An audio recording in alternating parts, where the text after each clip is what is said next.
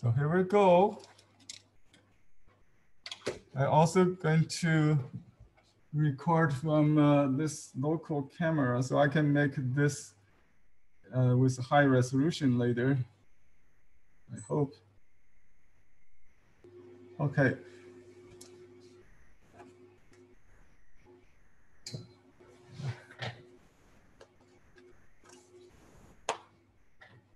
Let's see if I can see myself. All right. Today we're going to learn how to paint deer. Deer is a very common subject matter in Chinese brush painting in both landscape and the flower and the birds category.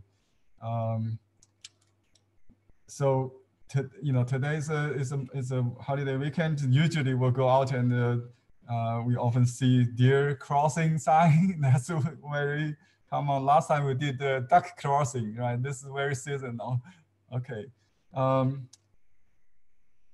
I think most of your online students, returning students. That's great. We do have one or two brand new students. So I like to start with a brief introduction of the material we're going to use today. As always, I use the basics, but you can also go very fancy if you like. So if we got the starter kit, you will have the 3 or 5 basic brushes.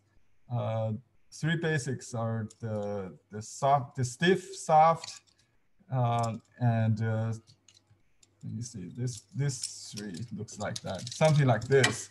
And on the soft side, we can go up to super wash. And you can also add larger stiff hair, like this one is incidentally the deer hair brush. We call it deer wolf. Actually, wolf stands for stiff hair. Deer is they look the same actually. The deer hair is supposed to be softer than weasel or other wolf hair maybe.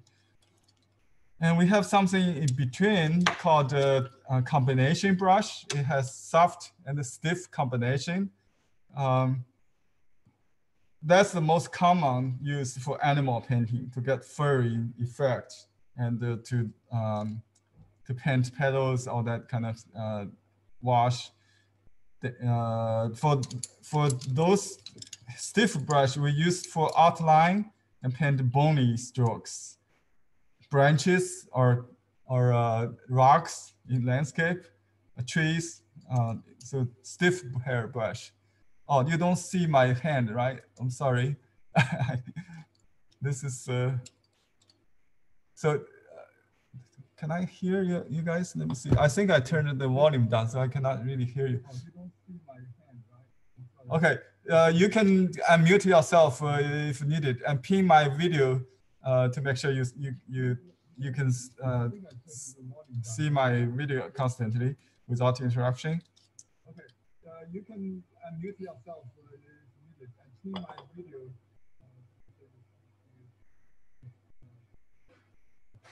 I think I'm hearing an echo. Let me turn that echo off. Don't know where it's coming from. Okay, this one. Okay, no echo, right? No echo? Good. Okay, let me just repeat. We basically have stiff, soft, and combination. So let me just use large examples. So they come in small as this, small stiff weasel brush or happy dot brush or basic wolf brush or landscape brush, that kind of. So these are all stiff. The brown ones, basically the brown ones are all stiff. Bamboo and orchid brush, these are all stiff. Let's see, I think I need to move that camera. Sorry. Let's, okay. Now you can see the entire table. Okay. And the softer brush are these. Some of them look like a soft, but actually they are combination brush. it has stiff hair inside the soft. Like this one, you can see this is a wrist brush number 2. It has the same kind of combination brush. Okay, so very common used brush is this one especially for animal paintings. All right, that's the brush, and we need to have ink. It's the same ink that if you have taken the class from Victoria's calligraphy lesson, we use the same ink. You can use bottled ink, and if you got to the starter kit, you can use this convenient ink cake. So you basically just soak the brush in water. So you need a water container. You can use any bottle, any container, and then just brush off from this this ink cake. This is the convenient ink cake. Okay.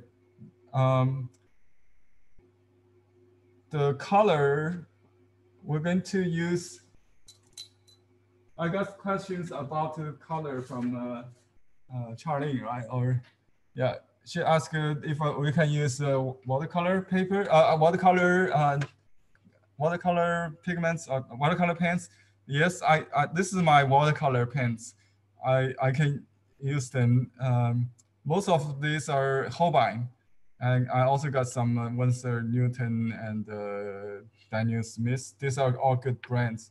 The only difference from the Chinese Maurice color is that it tends to bleed when you wet mount it. So as long as you don't wet mount or don't paint with too much build up paints, you should be okay to use regular watercolor instead of these. These are Maurice watercolor. They tend to dry in the cube. So I just open the tube and then put it in the palette. And you use water to soak it before using. This so they can still be usable, but once they dry on paper, it's water resistant. Because the binding material is called gelatin instead of gum arabic.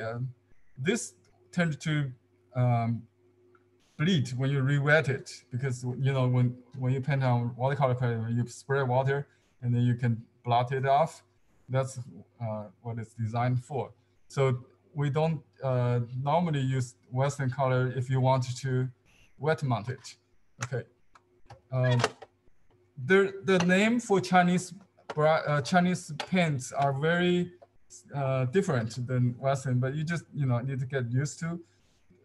Some of them are mineral colors like these, mineral opaque colors, also vermilion. Some are amber. You can tell if they're from vegetable. They call it indigo or gamboge. This kind of vegetable color are transparent, and some colors are semi-opaque, like a earth color, the amber. And we also have rouge and plant color and carmine, a kind of bug maybe. Anyway, but they use chemicals, I believe. They don't use any natural materials anymore. The paper we're going to use are the absorbent paper.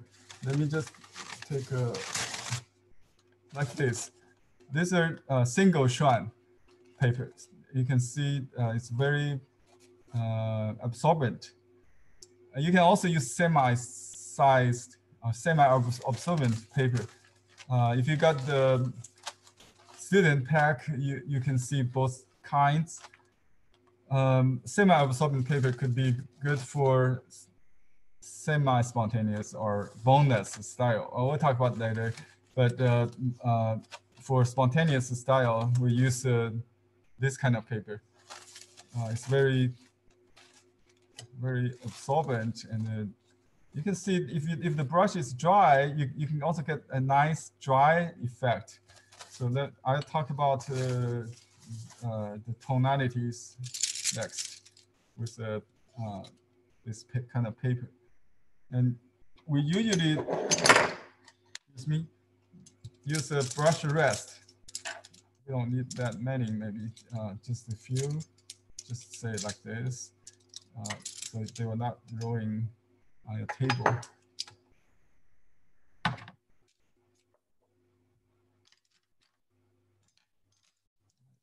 think we use the deer one.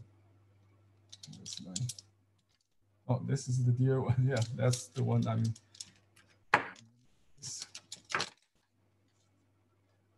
Right. So let me get some pen paper if I can find. Okay, just use a new one.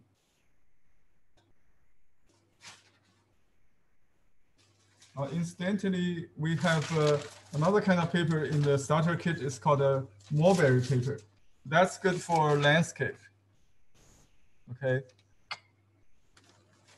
And the paper we use is a rice paper for today, this lesson, because we want to show the tonality of the ink the best. And let me start from this light tone. You just use water and see just the ink I got from that little, just a little touch, or just a dip a little bit, a tiny little bit goes a long way. So this is the gray tone. It could be very gray, like 2%, maybe up to like 10% maybe. So it's still light gray.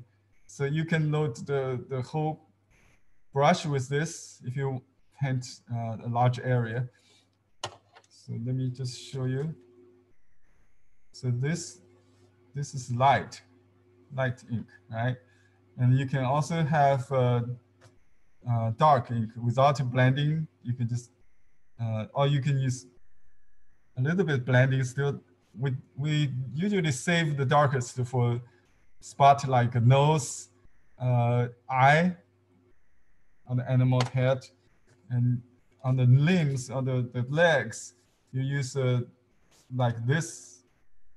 This is called dark or medium dark ink. Okay. Let me see. Let me get the camera angle a little higher. I was struggle with the setup. So I almost set up with my cell phone connection, so everything is kind of disorganized a little bit. Okay. And notice that the way I hold the brush, if you're a first-time user or even you're advanced student, you may still need to practice this. We hold the brush basically like a calligraphy. Calligrapher does. So you grip the brush like this first with the two, your thumb and the index finger, and then pull the brush back with your middle finger, and then resist from inside with your ring finger. The advantage of this is that you can hold the brush straight instead of like this, right? Like a pencil. So you can hold it straight. And when needed, you just move your middle finger a little bit, and you can change side. You can adjust the angle of the brush easily, and even during a long movement, along a line, you can twist the brush to adjust the angle. There are two basic kinds of stroke I'm going to talk about, and I will refer to it. I also already used the terminology on my handout. Let me pin myself so the viewer can see larger picture of me. Okay. So when you hold the brush straight, we call this vertical or horizontally. We call this tip concealed stroke, academic term. The tip concealed or tip centered. Tip centered means you keep the tip in the middle of the line and draw usually from left to right or from top down, just like you do calligraphy. And notice that the tip is concealed. So we call that tip concealed and centered stroke. To make it short, just straight stroke. When I say straight stroke, that means hold the brush straight or perpendicular to the paper like that. And you can draw with the tip of the brush like a very sharp, very, very narrow like this. Okay. And you can draw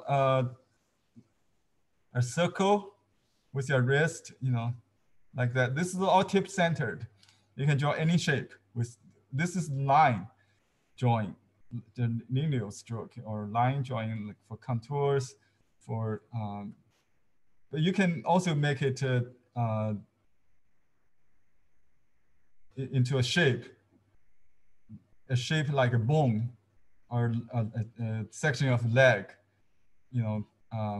We'll use that on the bird, on the deer's legs. This is called in Chinese, 中锋. Feng means stroke or tip, brush tip. 中 means in the middle or centered. So this tip centered stroke. Okay. Usually the line is even colored, but if you have a gradation, you might see some tonal change over time. So in the beginning, you may have dark, and then in the end, you may have light, like this little stroke. You can see that, but not very emphasized on the tonality change. Another type is like you see here almost. So let me show you, is what we call the side brush stroke, or 边锋 in Chinese. This means you hold the brush like at an angle, like an angle. Okay, let me see if you can see my picture. Yeah, so side brush strokes is like that. And you can combine several strokes to do a large shape.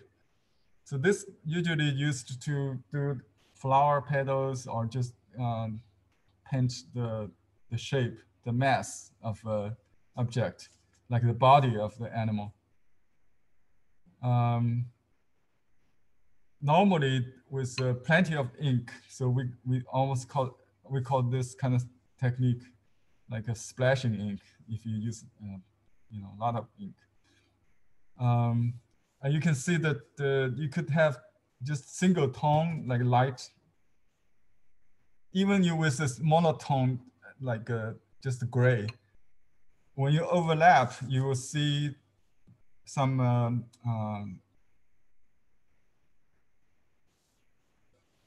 difference. Yeah, just, you know, still it's not easy really to get a very even tone, not necessary, because we always have multiple shades or tone or values. That refers to the darkness of the stroke, right? So stroke and the tonality actually is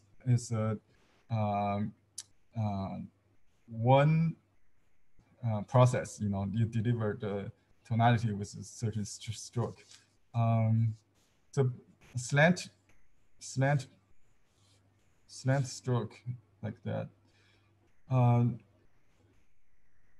Actually, I would like to emphasize this characteristic of this kind of stroke. Okay, if we put some dark to the tip, so we have a multiple load from dark to light. You know, like multiple grades or gradation. Okay, and this kind of stroke usually give you one side smooth and one side, we can call that hard edge in Western term, hard edge and soft edge. So this tip along one side give you hard edge, and this gives you a soft edge. If you, especially when you load just the water,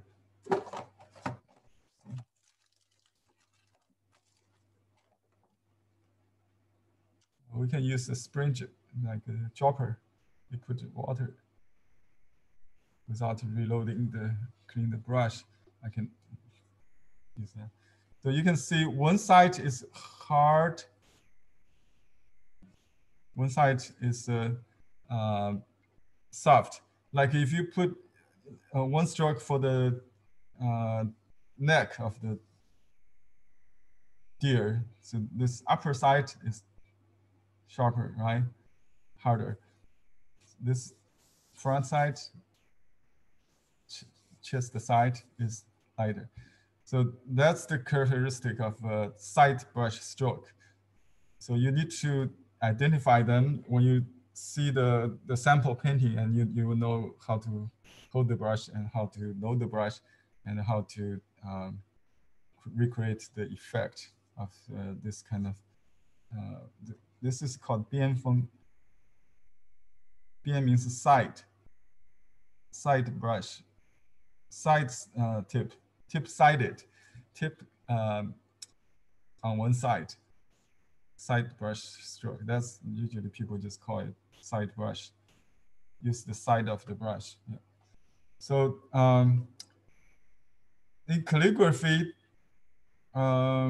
we rarely use this kind of this much is, slant. You might slant up to 1/3, but not the entire brush. But in painting, we can use up to 80% maybe of the brush side. So if you cannot cover the area, you need to use larger brushes, so you can cover even larger areas of the paper. So this is two basic stroke. And there's some variations, very important variation on techniques I'm going to talk about. One is, like you see, I mentioned, from left to right or from top down.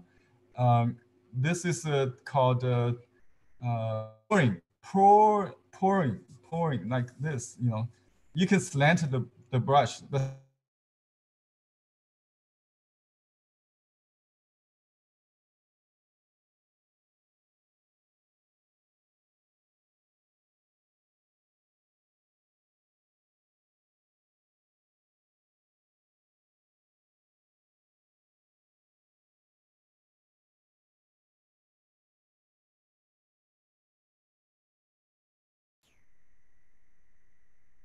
Henry? What? No. What? We can't hear. You cannot hear me? Can you hear me now? Now we can. But, okay, let me mute everybody else. Maybe that's the problem. Let me see if I'm sorry. We didn't hear what you were saying about that last stroke. Oh, okay. I will repeat that. Thank you. Okay.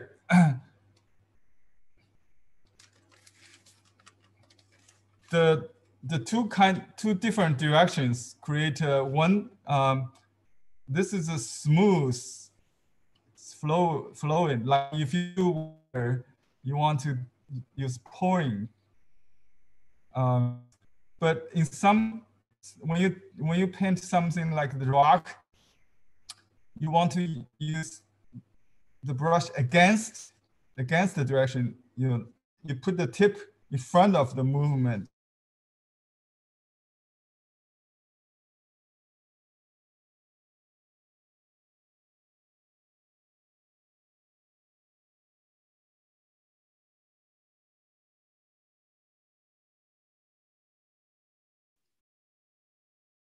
We lost you again.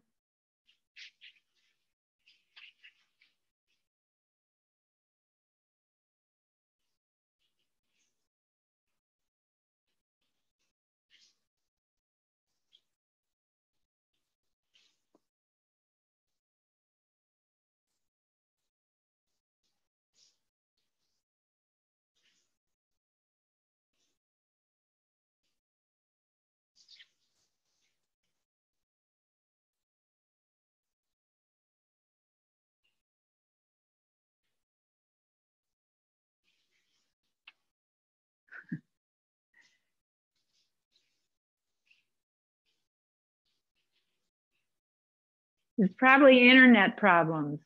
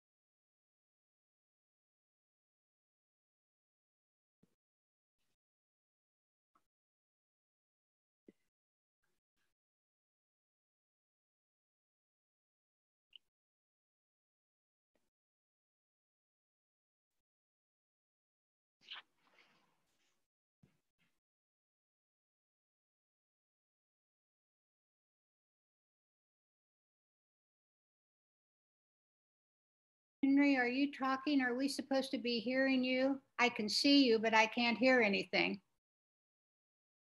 I can't see him. Oh, I can see him. It just moved like he's one of the participants. It moved further down the line. So I just scrolled down to look at and I saw him there, but I don't have any audio. Yeah, I have no Henry and no audio. Oh. I don't have any audio. No Henry, no audio. Yeah. He's showing us a card, but we're not hearing anything he's saying. Oh. Well, and some of us aren't seeing it. I wonder if one of us should call him. Not hearing or seeing. Something's wrong with his audio, that's for sure. You need to pin his video to see the picture. Right. I can't hear it. We still can't hear it. Yeah. Just go down through the participants. Eventually you'll see him, but you won't hear him. Okay, I don't have him. A scroll where you can look at the Oh, here we go. Here we go. Thank you. Yeah, he's showing us something, but I don't know how we get a hold of him to let him know we're not hearing any of it. Does anybody have a cell? Yeah, I don't have his number. Do you have his number? No. I don't know that I've got a phone number for him. Well, I'll look up Blue Heron Arts. How about? Okay.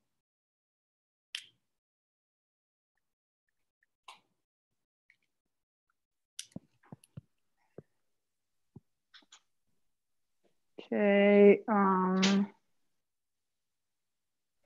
So I've got an 866 number. Is that okay? Okay. It's 1-866-534-7116. Okay.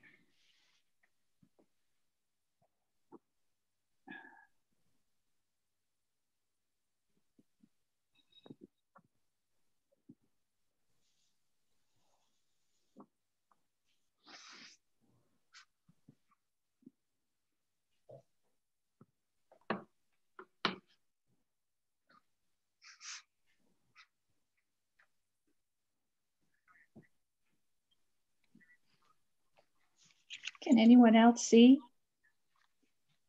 I can see him now. I can't hear him. I can only see all of you. He's in the, The same Henry, here. we can't hear you. Or see Henry, you. we can't see you. hear you. Try scrolling your screen to the right. You might see him there because there's more than one page. yeah, Well, he's in I the, see him, but I don't, and I see the pictures, but I don't hear him. right. None of us do. Yeah, I don't hear him either. But if you don't see him, it might be on another screen. I tried the number and it just went to recording. Right. And Oh. if we had a, he's got his cell phone with him, but I don't have his cell phone number. I'll see if I have it. Okay. Hold on. Because I think his cell phone is sitting there with them. Yeah, if we could text him. Right. He needs to give us his number so we can text him and let him know that his internet connection is stable. I don't think it, I think it's on his end.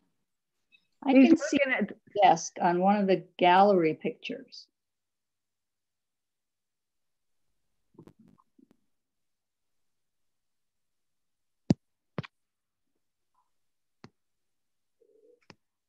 Joe's got a sign up. Maybe we should all hold the sign up. Yeah, maybe we should. that's a good I'm idea. calling his cell phone. Okay. If not, I'll call the store. Well, somebody already tried that. Yeah, it just went to recording. He must not be able to see our chat Yeah. because we're all saying that. Henry, this is Charlene, and none of us can hear you. We cannot hear you on the video or audio. We can now see the pictures, but we can't hear. I think he's probably he's moving something around. So Well, maybe he's trying.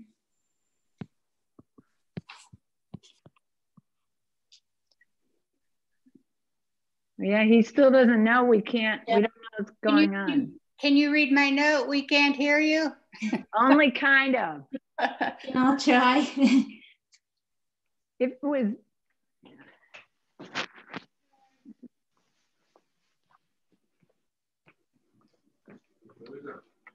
Yep. Oh, it's backwards. You gotta write it backwards. Yeah.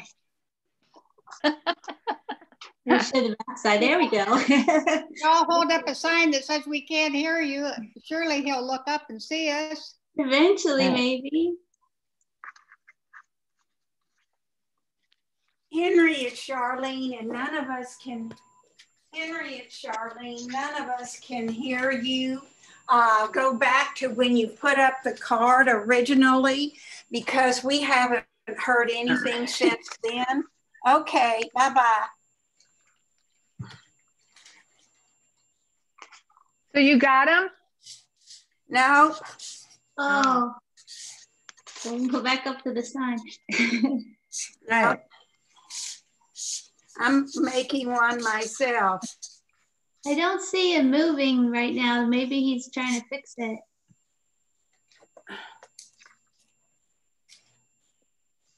Oh. I can't write backwards. Flip your rice paper. Oh, here we go. Ah,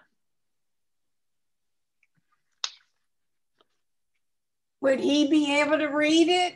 I don't know. Yeah. and Yeah. Henry, we can't hear you. Here he's connecting to audio now. Yeah. Okay, can you hear me now? I'm Yeah. sorry. Yeah. Yes, Yes, yes.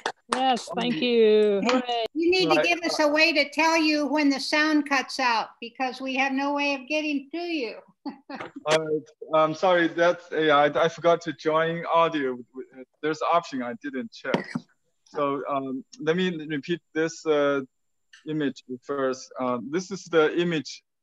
The master Chen Xiongli he's a local artist. Actually, he spent about 15 years in LA, but he is now reached age 81, I think. He had a show last year. He is a second generation disciple of Qi Baishi. His teacher is Li Kuchan. I think he, in very early age, also met Qi Baishi himself. He was one of the youngest member of the Artist Association founded by Qi Baishi in Beijing. And this was signed by him the year of 1998. I met in LA in a Buddhist temple where he had a show of the deers, and he did a demo. I think I watched him. And so by that time, I started to learn this. And I had 3 or 4 videos on YouTube. You can still find that I learned after him. So from my early painting, I started to follow him. And this book is not written by him, but in a similar style, I think. So, but I try to combine the master's paintings I got on the internet and this basic book. So this page I already translated in the handout. It shows different gesture, the neck movement actually. Like we paint the birds, remember? We do the body first, and then we can change.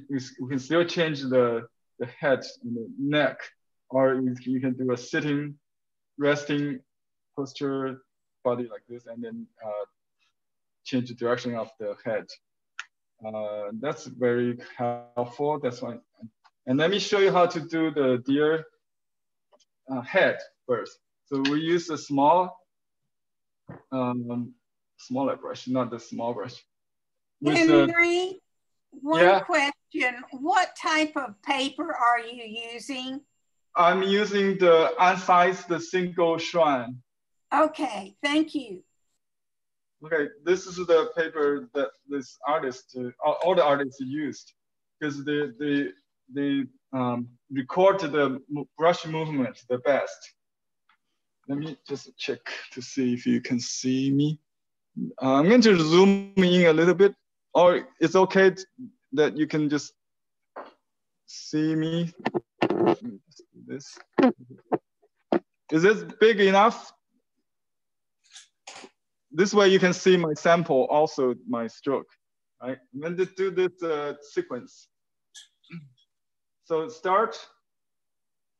If you use ink cake, actually it's easier to control the amount because you cannot really get too much. So I dilute the ink with water to get the dark gray, but not too dark, I'd say. Maybe mid tone. So you do a ear like that. Actually, I'm using this semi-sized shrine. I didn't realize that, but that's good. Okay, accidentally, I just picked the semi-sized shrine. You can see it does not smear. But for this diagram, it doesn't matter, okay? So I can do slower. I can repeat, it's impossible if it's a sized shrine. You can see this is almost like Gombi painting. You can fake it. This is the number 1 stroke. And number 2, you cover the front forehead, the front of the head. Okay, and then I think if you didn't reload, because I did reload it, it became darker.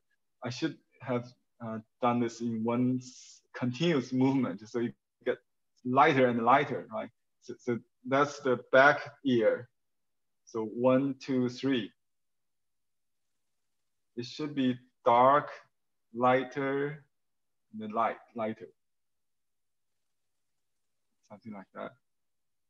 And then reload a little bit dark and use the side of the brush like this, or you can hold the brush straight. I think in this example, it just use a straight brush to define the neck, and then light the ink, just touch a little water, and then add little, I think you can leave a brick there, the nose, between the nose and this forehead stroke, and then in the muzzle, this is the muzzle, right? And the mouth. It's a very small protruded muzzle, and this is in light ink. Okay, and then just draw the jar under the, it's like a triangular shape. This is the, yeah, this forms a triangle, right? And then define the front and just use maybe a little more water to blur this line a little bit, or you can just add a few strokes. The point is you don't want to really make it realistic, so just leave the strokes. It's just 1, 2, 1, 2, 3, like a Z, like that would be fine.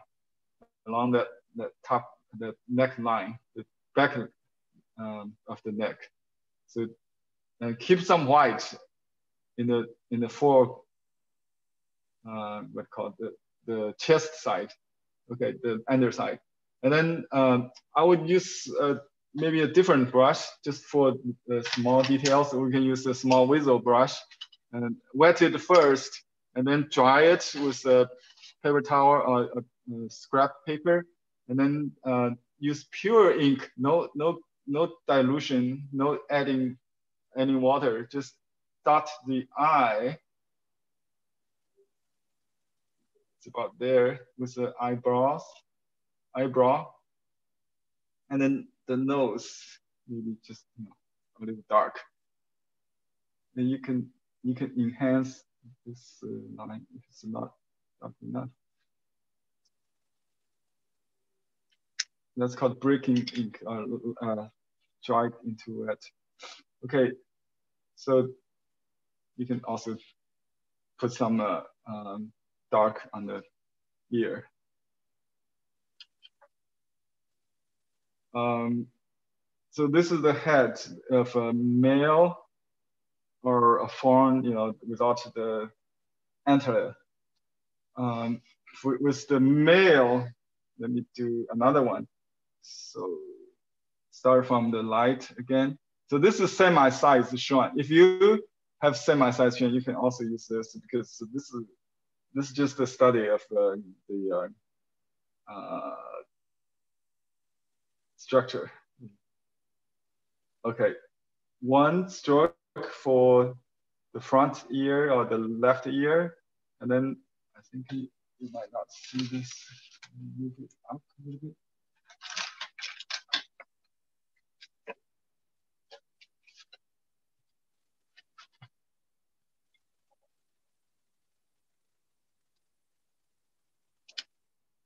Let me just check. Okay. So I'm going to do this this page right here, and then add a forehead like that. And you can see I use side stroke, but my hard line is on the outside, and just keep this rough inside. So it's like a side stroke, right? And then you can do it like a half ears behind, because the antler may hide that a little bit. And then you can continue with you don't have to do neck, so you can just, if the ink is correct, just do another, a dot kicking back on the nose like that.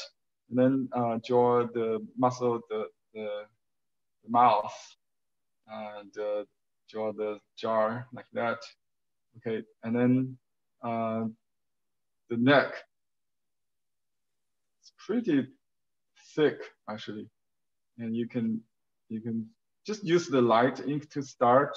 You can do the shading first, especially on this paper. It will be interesting to use what we call the wet into wet, right? To create because this paper does not smear, does not absorb. So just like watercolor, you can do wet into wet. You can even shade a little bit there, and just like I think we mentioned the 3 kind of stroke in the beginning, but I didn't mention. I think we almost get there. It's the pushing stroke could go. You can push the brush on the palette and make it split. So then you can use the split brush. So this is the split brush. So instead of pouring, pushing, there's a split brush technique. Sometimes it's useful for painting furs. So yeah, you can use that as well if you need. And now I define the eye.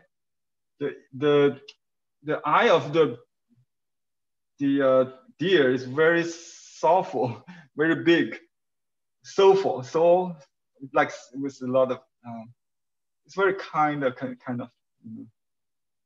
eye, very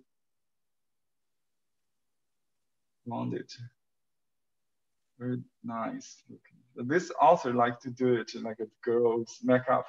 That's fine. That's up to you. And there it could be also some marks on the forehead like that. And then you can use a stiff brush to do the horns or the antlers, right? Antlers. So let's wet the brush, and then you can see the back is lighter, the dark, the front. There are 2 sides of the antlers, right? The front is darker. Let's see, it's still recording, good, right? So if you do the dark, usually I do the front first. So let's do a short one like that. This is not dark enough because this paper does not smear. That affects the tonality as also. You can draw, some. This is so it's all always. There's always accidents that and you don't have to control it. You just go along with that. So the shape of the antler is like a W, I would say, on this end.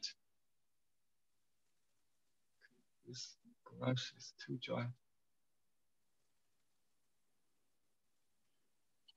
W. Okay.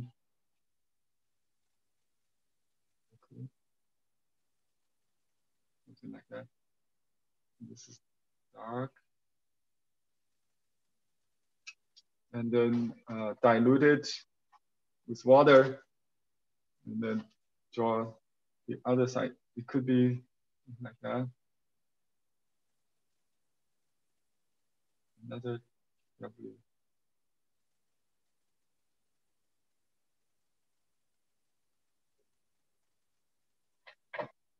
Okay, and you can highlight the tip of the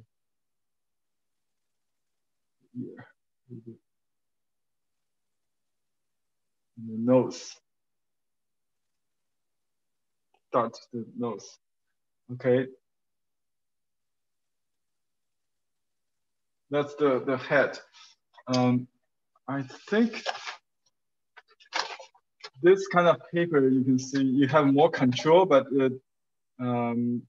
therefore it's a completely different painting manner. There's no happy accident. You have to just do it in a procedure, maybe from light to dark, gradually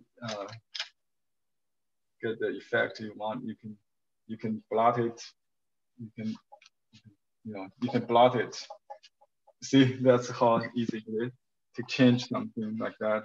So this paper has a lot of control, but I really don't really like it.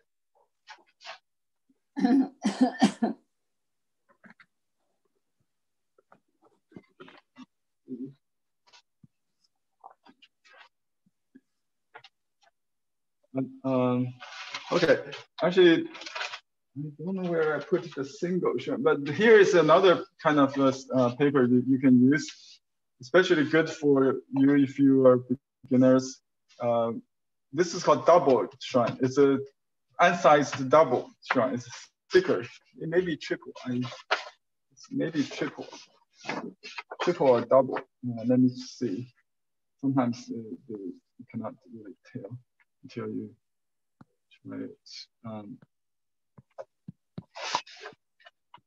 And this paper is like a double weight of the single. So it gives you more time. When you paint, you can go slower. It gives you more time. It's not really non-absorbent, but just absorb more. So you can do it slower. Feels like less smearing. Okay, so when you do a side view of the deer, we start from the back. Remember the diagram we did? We can still change the direction of the head later, if you like.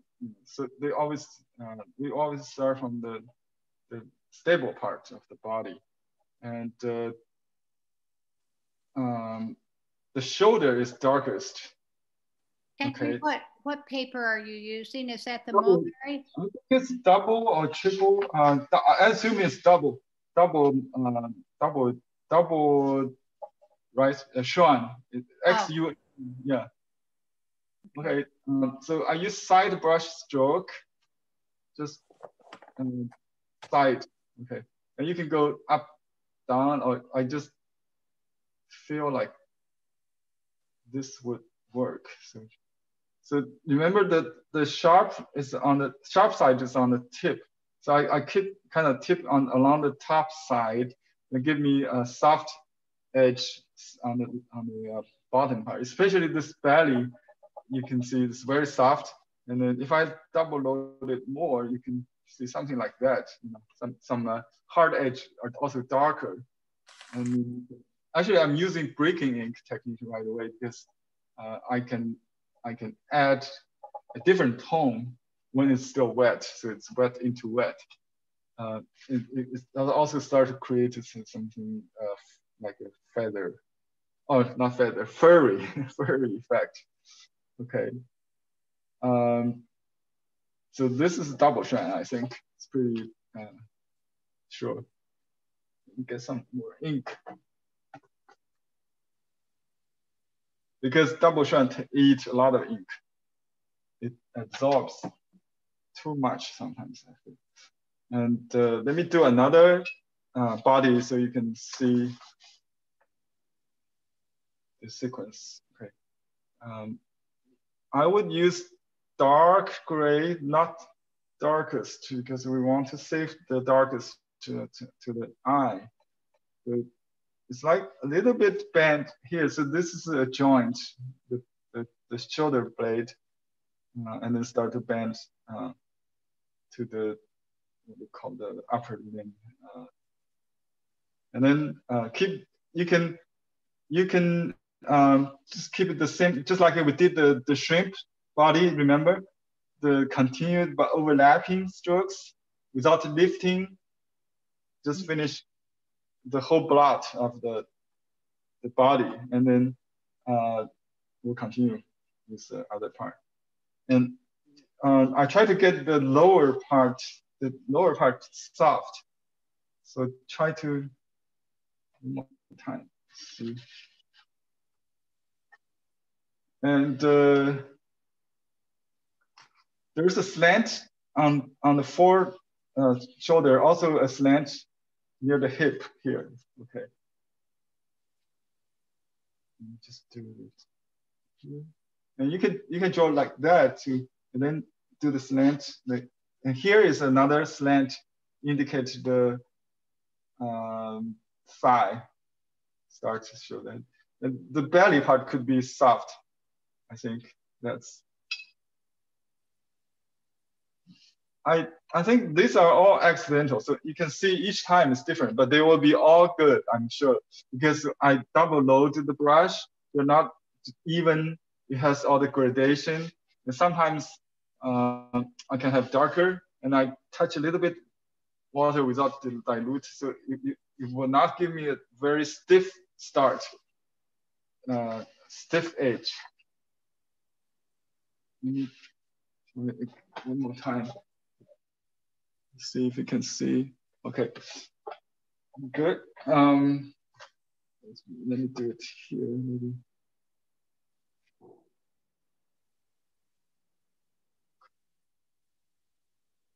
And horizontal for the back line, and then this stroke. I can even leave some white in between, doesn't matter, you know. And if you have ink, you can continue to the leg already, but I don't have enough ink. This is a deer hair brush. It's very good to brush for painting deer. Okay, let me continue with another one. This is actually is a fun part, not very difficult. Just 1, 2, 3, kind of pull to the back, and then add maybe one more shot, and then use the very bottom to finish. Something like that. You can repeat a little bit. So my brush, just one stroke, create all the gradations I expect. It's not really something I can totally control, but it's something like that. And then you go back to the previous page where we did the head. Remember this page, right? So start from the front ear, and then the foreground, the back ear, and then the neck line. This could be darker. And yeah, let's finish the mouth. You can use a lighter. You can use different brush for different tones. Let me see if I can do it. Let's just use a smaller brush because sometimes it's easier for you to control. So let's keep a light brush for this. Just draw this nose with a light ink first. Then we break that. You can just draw something like that, something like this. Okay, and then let's just use the smallest, you know, like a detail brush for the eye, right? And you can also draw a little mark. If it's too light, I don't want to repeat. I just draw some line like a eyebrow or this stripe, you know, in the front. Okay, let's do this again. The ear front, you can have it a little pointed, more realistic, it doesn't matter. And then just, this is side view, so not showing much. And then a suggestive stroke for the other ear. And then the little dark to do the neckline, connect to the body. It's like a C shape curve. And then little kick back there. Oh, I forgot to use this brush. It's easier, smaller brush. And then this is the mouth and the jar. Okay, then the neck. And you can extend that a little bit with some dry brushing with light. Just soften that neck a little bit and then go back to the small brush to define the eye. Oh, another feature of the deer is that the short tail, sometimes it's white, you know, the white tail, it's very short. So you can just do something like that. And they don't really show the white in this angle, but if we do another perspective, you will see.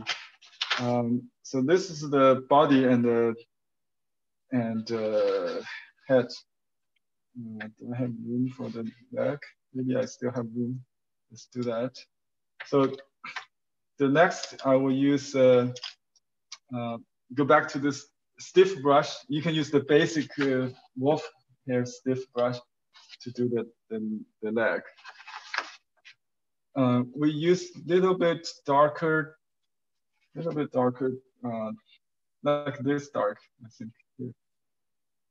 Not too wet, so you can control the brush stroke.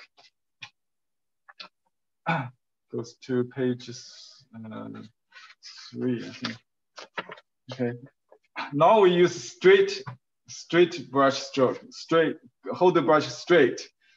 Let's do this leg first. In the beginning, you might still have to slant.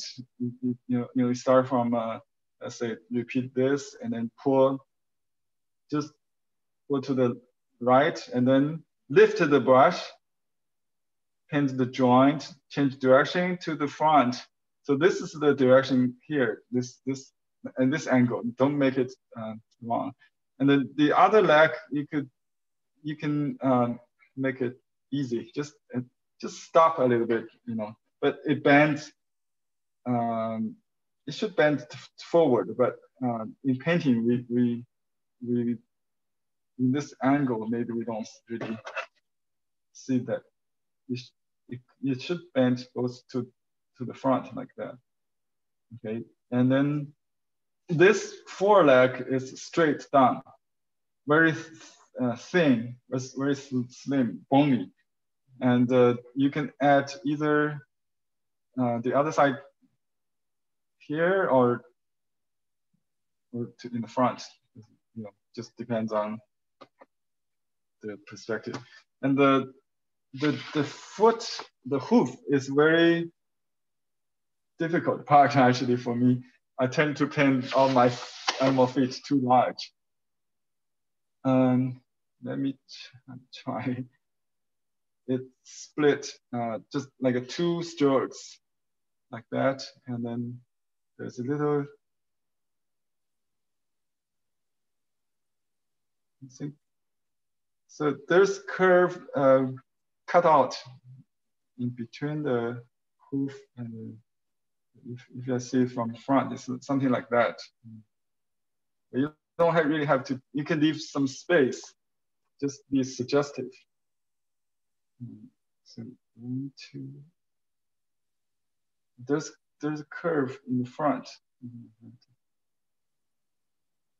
Just be suggestive. Look at the handout for details if you cannot see my detail. This is some suggestive. Okay.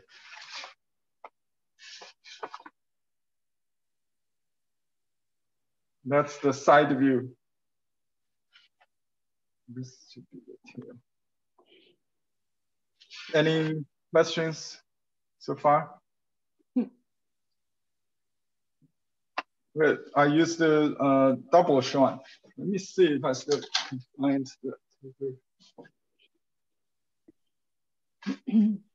May I ask a question, Henry?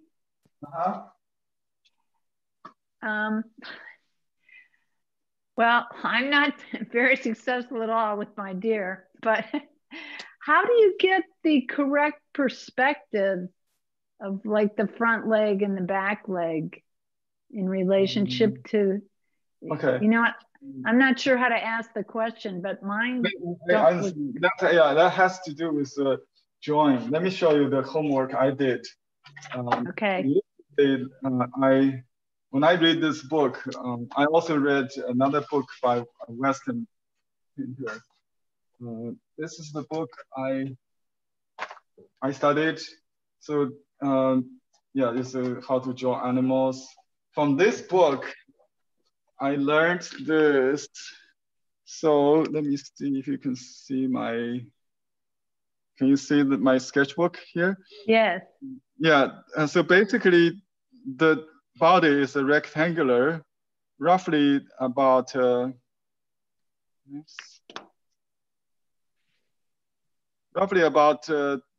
squares, sorry. So the width and the height is about 1 to 2, the height and the width. And then and then you draw a rectangular, slant rectangular parallel. This one and one parallel to each other, and then you draw this number two rectangular goes under it, slant the back ways. But this one in the front, within the body cage, the chest cage. And then this one, the joint is right there under the belly. Then the two sections bend forward here, and then the hoof. This front is straight down. I think the proportion, if the standing is like, I think it's, I don't know how much, I didn't measure it. I just trust my eye something to look at it right. It's pretty long, very leggy, especially the young deer, the fawn. And then the neck is another triangular, then the box for the head, and then a little for the muzzle, and the very short tail. That's the basic proportion. You can practice. I can draw this if you want, but this is really what we call this drawing. You know, I did the comparison with dog. You can also compare with something you have learned, like a horse. You know, the same box could be applied to different animals. So this is what this book is like, the pig, and this is the, okay, I use this approach, try to analyze the picture font in my Chinese painting book. So I try to draw the box from that front page, you know, I scanned for you to see if it works for me. I found it's not very easy to draw this kind of gesture. The side view is really easy. So we stay with the side view today, okay? Yeah, you can see the deal, just basic box, like I said, about 2 square. And then you put a box right here. There's a slant there, and there's a slant in the front. That the protrusion, like it's what is called spatula. Yeah, then the shoulder. So this is 2 parallels. So I don't know how to measure the proportion. Maybe this could be wrong. You know, it could be a little taller, I think. So the height could be a little taller. Yeah. So you need a lot of drawing practice, but if you're not sure, the best way to do it, just trace it. Use a pencil. You can print it out and then trace it. Just for stroke practice. Yeah, you can just draw with a charcoal. Let me show you how to do that with a charcoal, so you don't get lost when you paint with a brush. The soft willow charcoal. Let me see this. I got it here. I use soft willow charcoal. Okay, now let me do this one, the back view one. Then we will do a combination. Okay, so let's say we do. So this time I'll start from a drawing, and you can use pencil, but you put the paper on a hard table without the felt. When you draw, so it will not break the paper. Okay.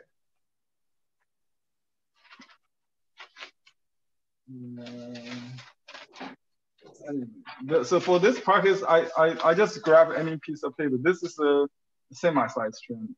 So I just draw this.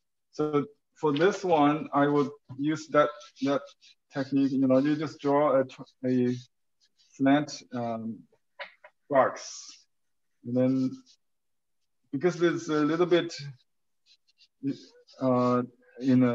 give a little thickness. It's not very thick. The body is very kind of flat. And then you draw this box. this one, and then this one, yeah. And then this, something like that. Just use straight lines, you know.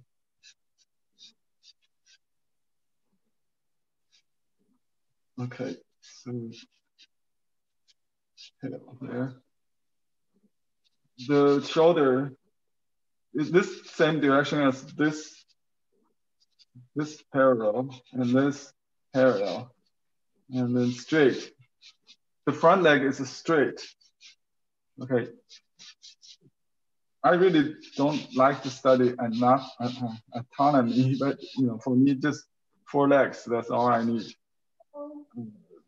The name of those are not really important. Then they draw a little box and then the muzzle, and make it like triangular shape. That's, the neck could be taller, I think. That's well, the ear goes up. Okay, that's how it is. And you can dust it off if something wrong. You know, you can use a piece of paper towel, or I used to have a tool, and I just a piece of silk on a stick. That's easiest. And then I just use when I have this kind of thing, you know, you can start from the anywhere, you know, because you already have a joint. You can start from the neck, and then forehead, something like that. This paper does not smear, so to fake it. And then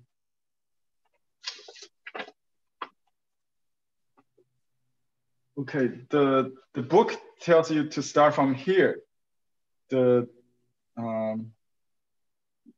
body, the tail part, what's it called, the hip. Oh, I love you. I love you. Hope they can't hear me. Someone needs to mute yourself before you intimate talk. Okay, I'm going to extend the leg so you can do a little tail there. And just hold the brush straight. You can draw this like a calligraphy. Okay, then this foreleg just straight. There's a hint of joint, like a very tall, not in the halfway, just near the top. I think pretty much near the upper belly. And then you can draw the belly, the white belly. And then this white tail, I think. Something like that. And just go back to the nose should be small. Okay, it should be small. This can be blot away. This paper, you can blot it. See, I can blot it, but not totally erase it though, still. Okay, then just add dot the eye. This is a male, so do the antler.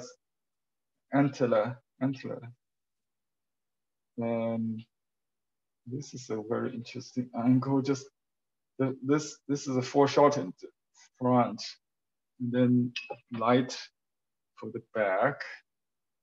Okay, bigger behind. It's interesting. W. Oh, there's a okay. The ear should be there. Right. I think I messed up. The ear, I thought it was behind.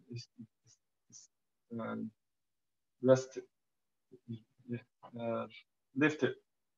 Okay, so just dot the nose, and then the eye. The darker.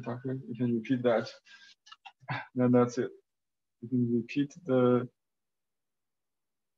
some strokes. Just make it clear. It's in the front, darker. And you can enhance it. So can still change it, you know. This is semi-size. That's why I think it's easier for beginners. I included in the starter kit. It's not very similar.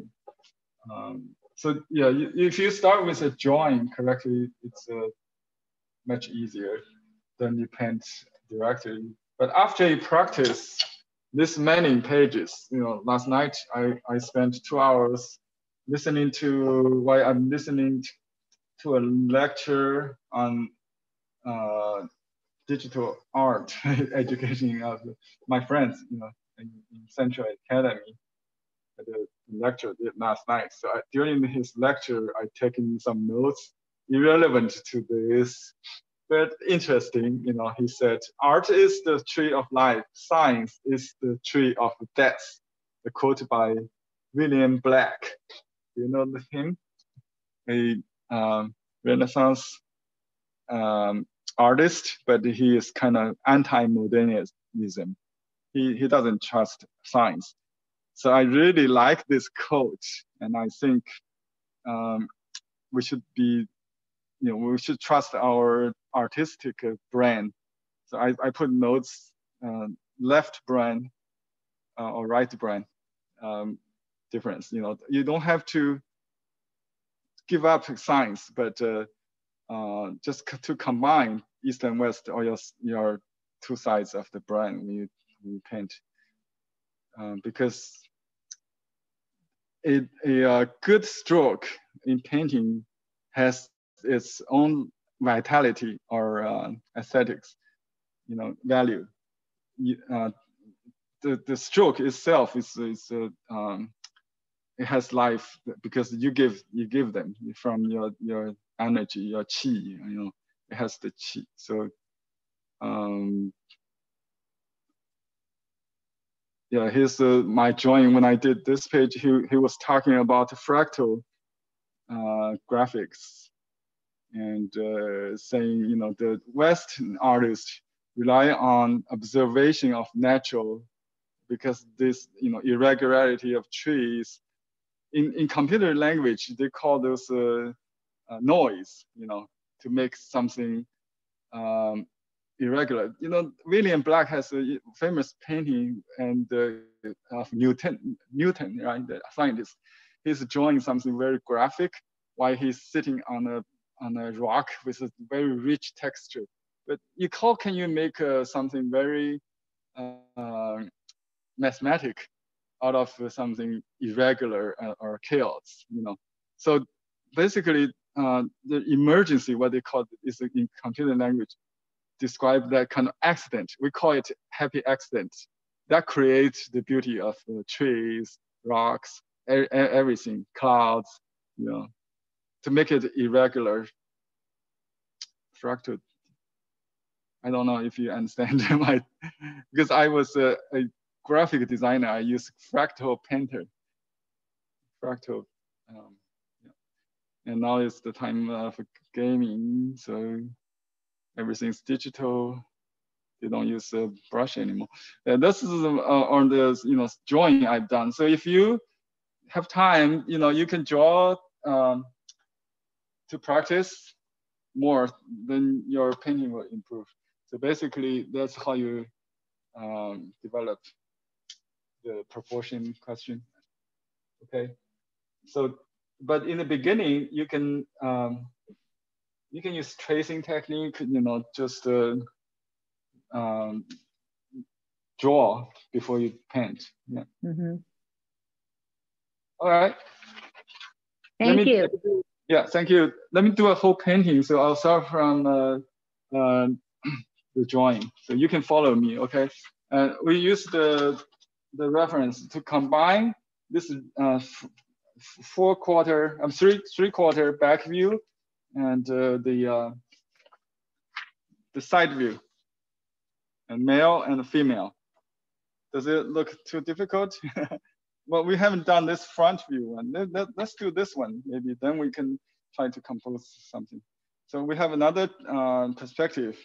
This one's the front view. I think it's very cute for painting the fawn, the young deer, that's very cute. You can add it to the side, maybe make it a family.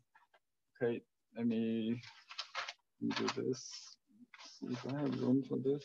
Maybe I just paint on the side of this one.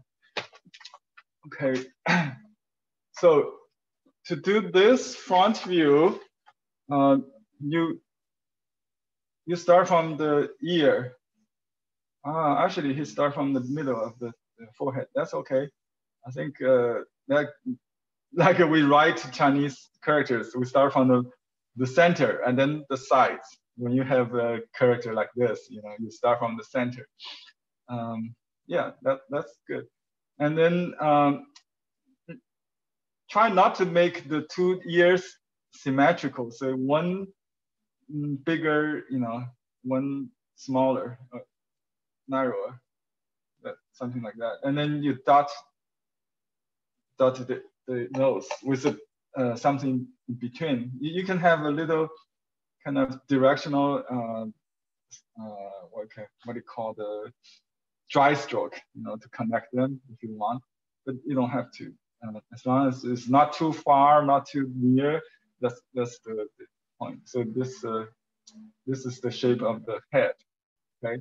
And then you can dot the eye right away if you want, or you can leave it to last. I usually like to dot it first, so like you can see this spirit. And you can see the three actually the whole thing is in a triangle. You see, from here, from this to here, and also this two fall in the between of the triangle, a small triangle with the nose. Okay, then I would change to light ink, lighter ink. Just draw the chest, the cheek, and a little suggestion of the lip. Okay, that's it. Can you see it? Can you show you?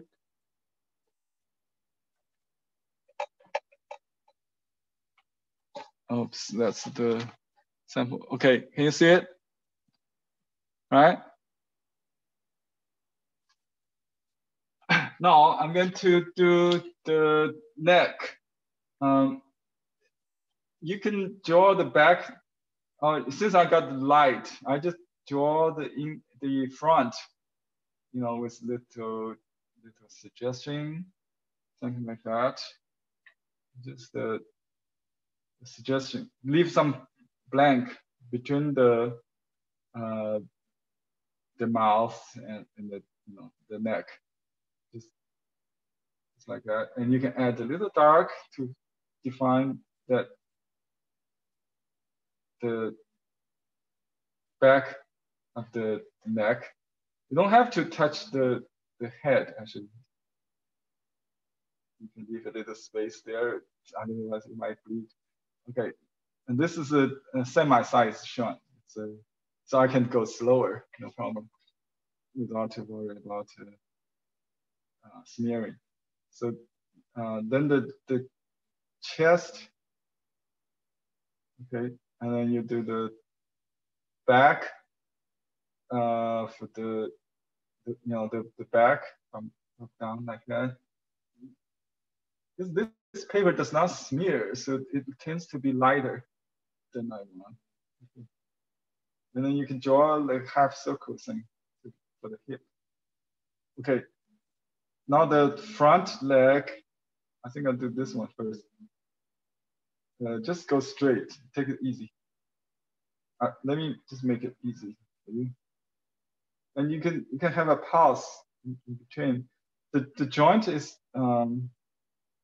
yeah, pretty obvious, but we just make the pause. You can have some break, some absence of stroke.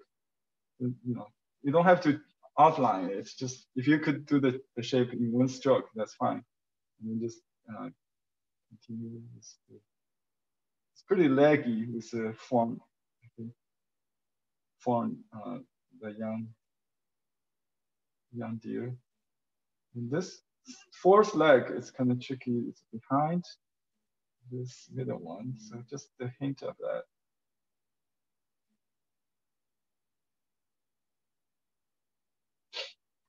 the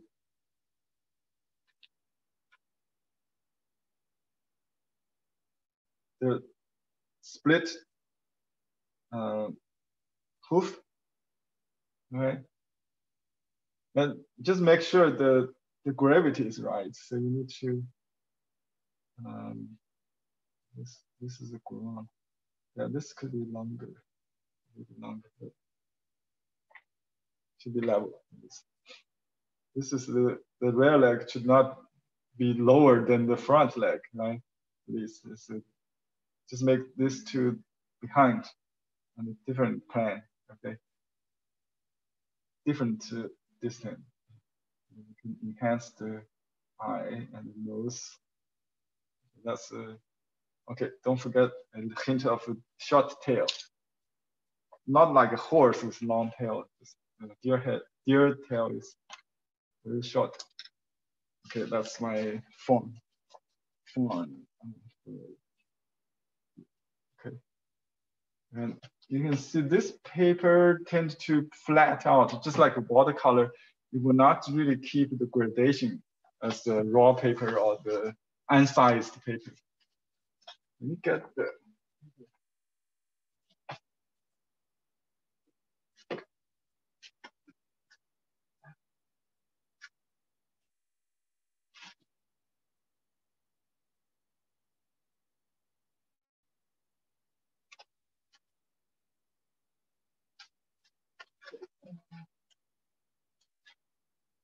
I got some interesting paper.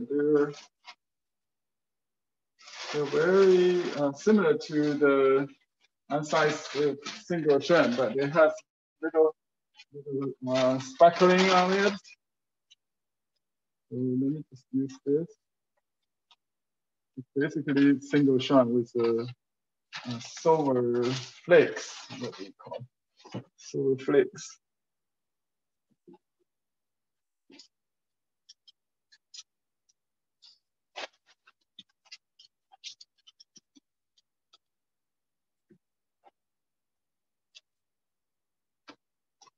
Oh, my internet seems restored. Okay, that's good news. So let me try to go back to the normal.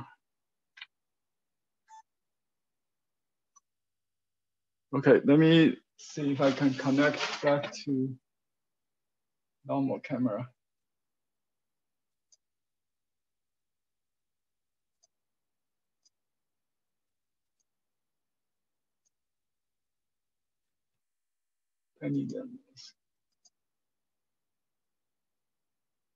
Okay, I'm back. Okay, let me see. Can you hear me? Okay, let me get rid of this one. I have to leave.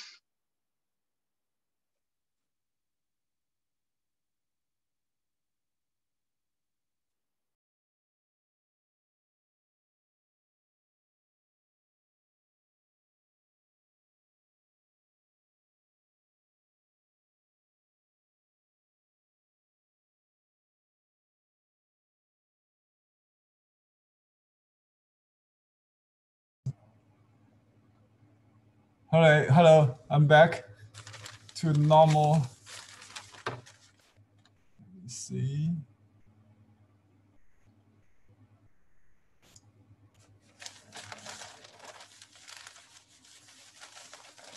Okay, I'm cutting this paper for the next demo. I'm using the unsized single strand, but with some golden, or actually silver flakes. You won't really see it on the camera, maybe. It's basically a single unsized strand or absorbent paper. So let me get some room here.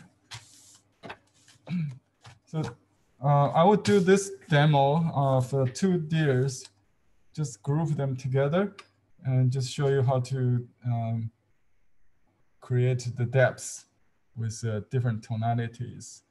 So we got some dark gray to start with. Let me draw this so you can see how do I control, and just draw the box like we did. Draw a big rectangular shape, and then a little bit back. Okay, this.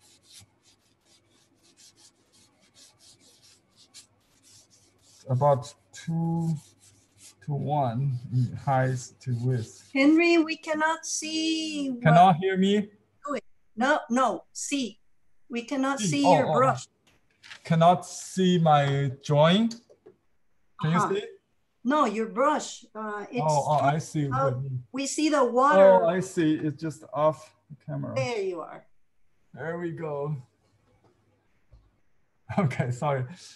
All right. So I'm going to draw this picture. Just draw some control points. Okay. Pay attention to the angle of the head.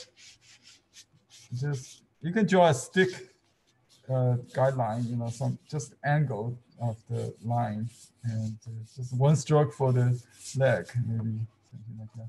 And make sure they are on the ground, they are grounded correctly. So the length of the leg, the four legs should be upper. Yeah, it's two-dimensional. I mean, in the layer. Yeah, this one split from a triangle shape. Tail there. So if I make a mistake, I still can correct it. I know I'm not a good drawer. So even I do this, I still out of proportion sometimes. But I can see it at least. You can use your fingernails. My teacher always do that. So I don't have to draw the second one because this one actually will help to define the next. You see, this is the stroke of a side brush, right? Side brush, right? And you don't have to follow exactly the tonality of mine or the copy, but you know, just general. Each one will be different, like I did it in the early diagram. So each one is different. Henry, I can't see what you're copying.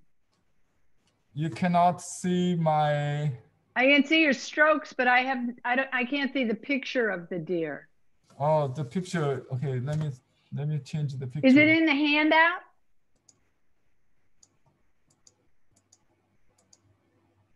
Okay, now you can see, right? Oh, okay. Yes. It's on the left one. Yeah. Yeah. Thank you. You're welcome. Thank you. Let me enlarge it. Okay. You can see it better now? Okay. Now I start from the hip, right? I have to adjust a little bit. I think I made the body a little too long. So as long as so my drawing, just the first mistake I made, I can correct that. I don't have to follow my drawing either. All right. So I made it a little shorter. It was here. That's too long. So, and then I just draw the belly with light ink. And you can use dry brush to fill in a little bit. But I will leave this white, and this is a white tail kind of. So you can start draw the. You can use the light ink to draw like the pencil, you know. But you can still adjust it. So use dry brush to draft it a little bit, you know. Then you can make it certain with dark ink. It's all possible. Something like that. And then I just draw. So basically I exhaust the brush before I reload. That always good to give you all the gradation from dark to light, from wet to dry. All right, that makes the painting always nice. And use test paper or blotting paper, that, you know, with this very helpful to stop bleeding. sometimes with a blot paper. Okay, now I use a darker ink to draw this ear. Okay, I think the ear is like that, and then like that. And then the back line kind of bent. You know, I kind of redefine it. It doesn't matter. Sometimes, you know, some ambiguity is good. And then I draw the forehead. Should be forehead. Yeah. It's side view. It's 3/4 side, so not very long. Foreshortened or back shortened, whatever you call it. It's like a very happy face. Okay, okay. And then I draw this curve out and then in, and then just like a several. So notice the angle of the curve. They're not just the straight lines, but to make it interesting. It's pretty thick with the male buck, right? Okay. Now I used even darker ink to do the four legs. So I can repeat a little bit to make the shoulder more powerful. You can even enhance something like that. And then when the ink is feel right, I just go directly one. You see, I just draw like a calligraphy. I think it might be too long. I'll fix that. Just something like that. And this part could be, this is in the front, actually closer to the viewer. So this is dark also. Okay, start there. This is a joint, goes back there and then turns front. Just one stroke, very decisively. And then the tail. Okay. Okay, this leg is kind of interesting. Bent. It's basically straight, a little bit like that.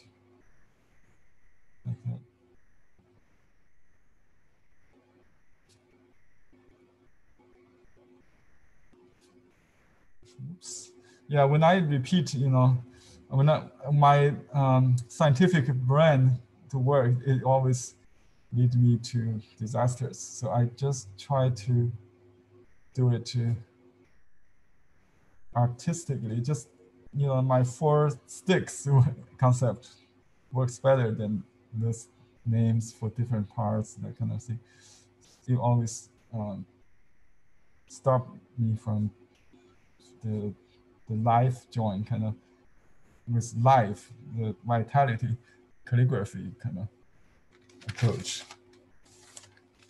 But if you can combine both, it will be the best. Let me tell you.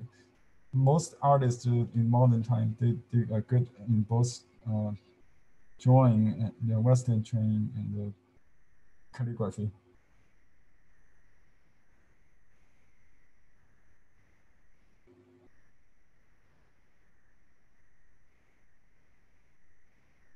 Okay, here's the hoof, my challenge part always. Okay. I just leave it like very suggestively. Okay, you can dot. Another thing is the pattern. You can dot with something like that. We call it a flower pattern or plum pattern. There, with this kind of. So it's also add some interest to the gradation. Okay, so it's a lot of wet, dry into wet, or dark into dark light, wet into wet. Okay, now I just use, I'm using the basic, actually basic soft brush. I could use the combination brush too. just dot the eye with pure ink, no water, just the ink. I can even dot on the wet spot, you know, it's because it's pure, you will not smear it. So just a hint of the nose, wet into damp. You can draw a little dark. All right. I think I'm okay with the body. So now you can use stiff brush for the antlers, the horn. Okay, so use a dark to start with.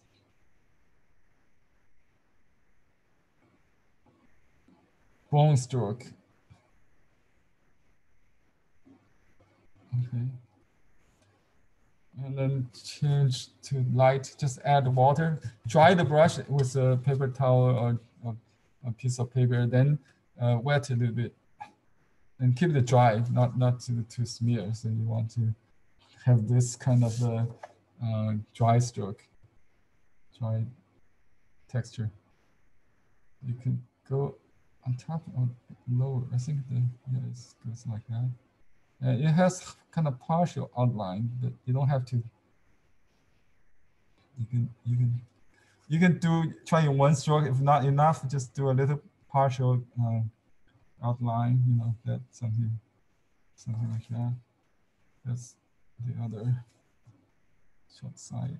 Okay, and that's my male deer, and then I'll do the back one.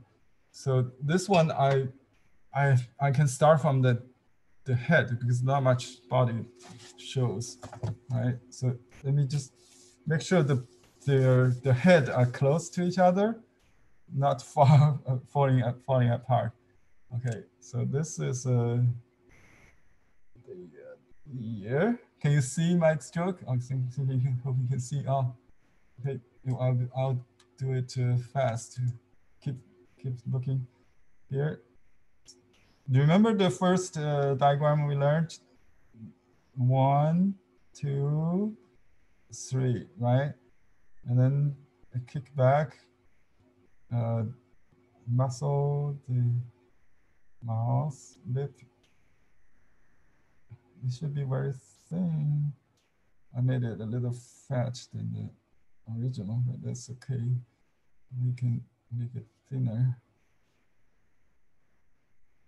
Lean. Okay, just like that. Yeah, I think this part could be a little smaller, but let me try.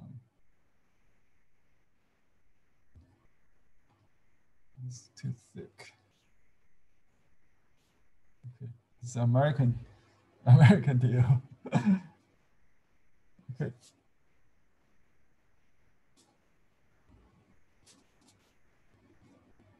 And this is the shoulder.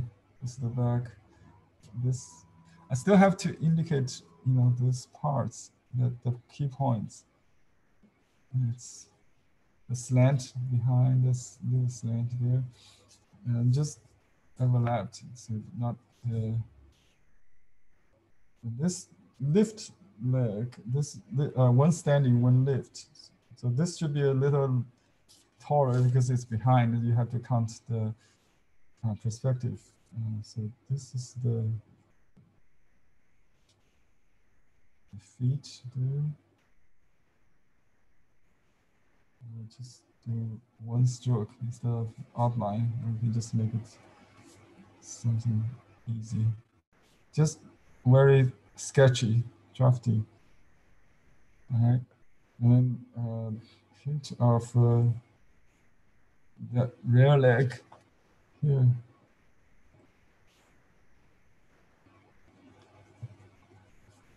All right. That's it, I think. Oh, the eye, I used pure ink. Just the ink cake with maybe a little bit. Ink cake has a texture, and it could be very dark. Okay, so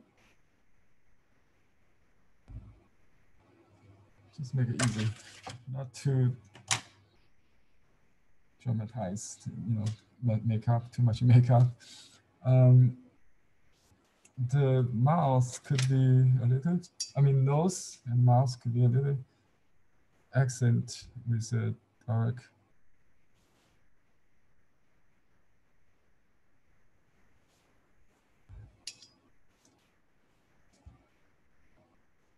All right. And you can also dot highlight the tip of the nose, ear. This one should be here. Okay.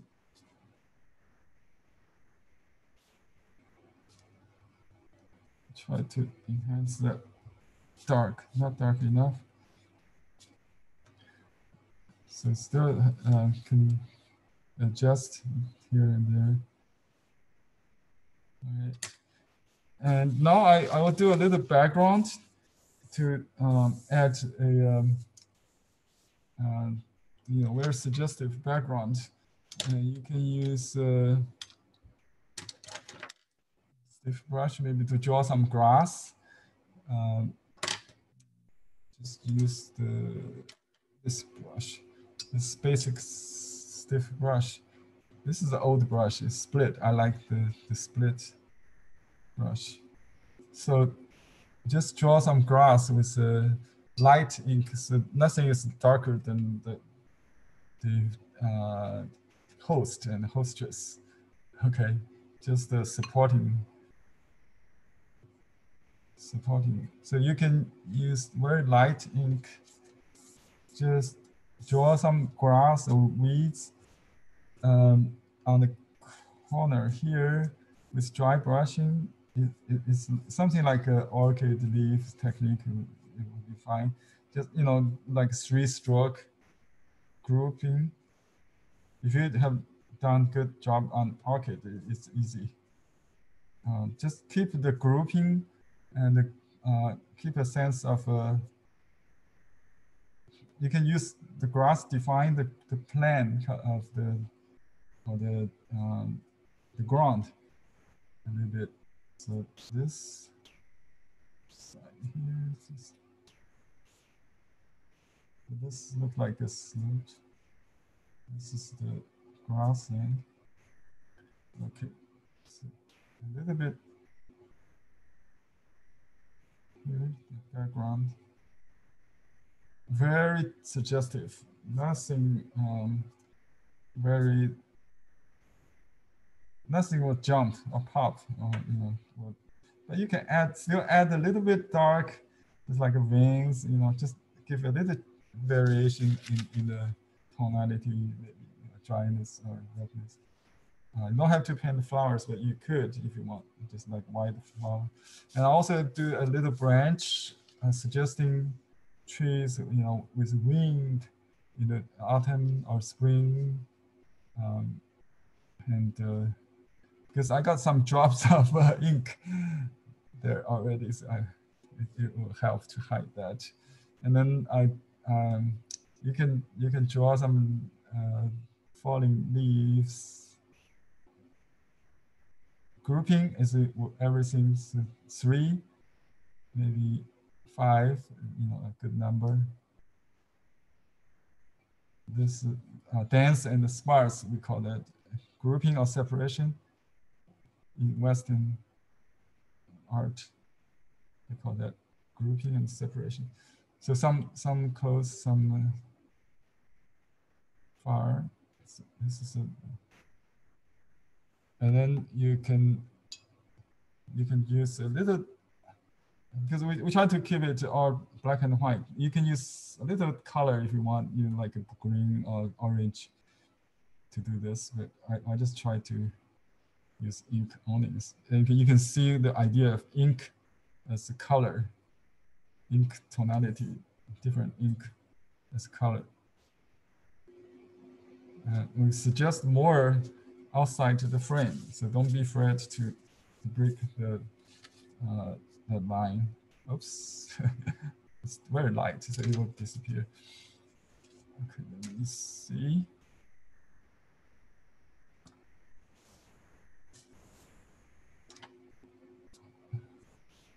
Just concentration disperse.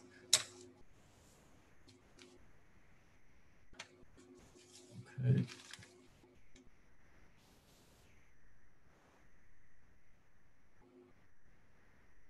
Just enhance the pattern. I'm trying to get. You can also use white. I already have some sparkling sparkles. If you can see it at a certain angle, you should see that. Can you see it? There's some. So you can see that, right? Sparkling, very nice, like a snow. Yeah, it's like snow. So let's make it a snow. So if you wash the sky, you make it feel more like snow. It will show the sparkle. But it's still, you don't need to.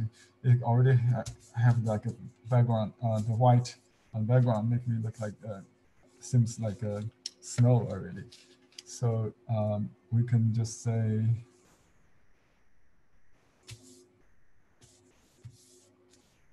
Christmas, white Christmas, white Christmas. Yeah, why not? Christmas in May.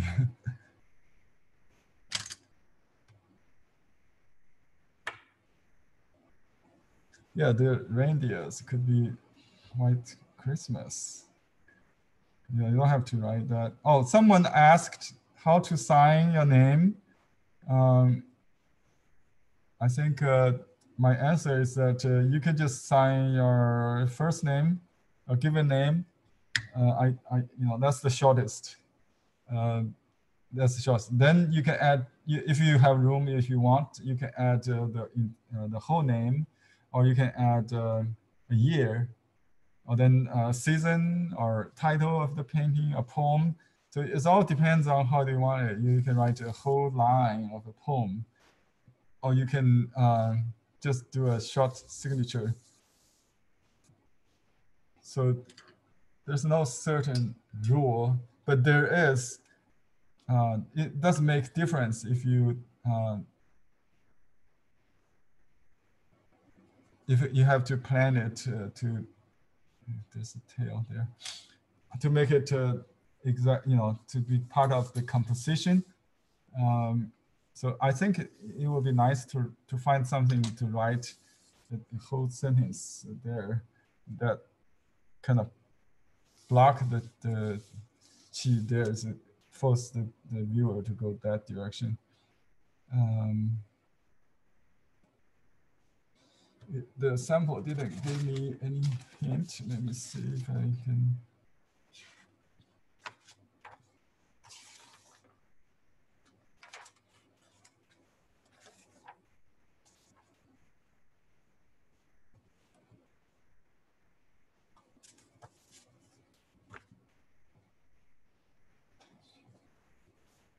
Let me see if we can just Google to see if there's any poem that has to do with snow and the deer. I'll just Google it. Let's see.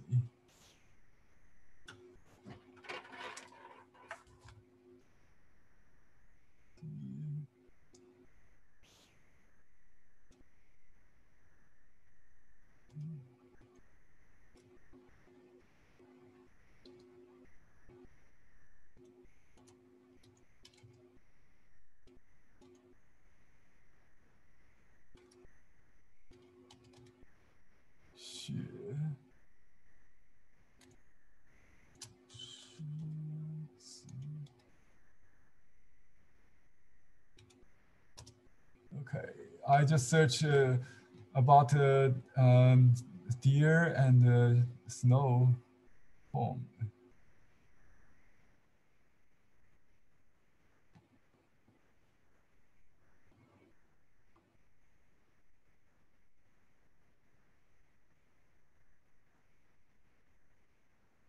Oh.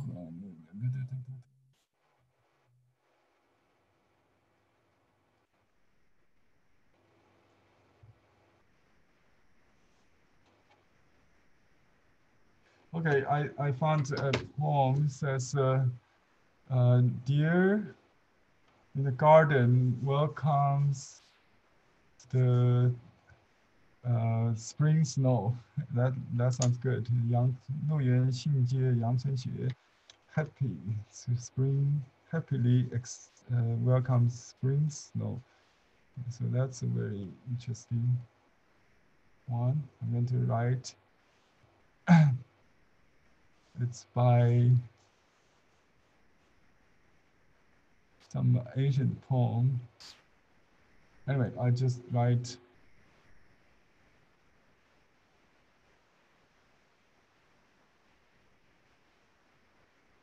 No.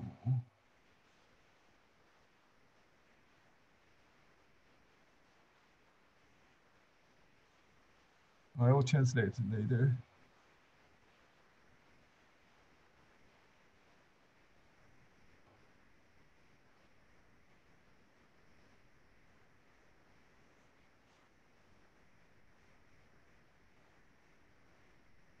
And then we use the year of rat, 庚子, it's a metal rat. And then I can write the full name, Li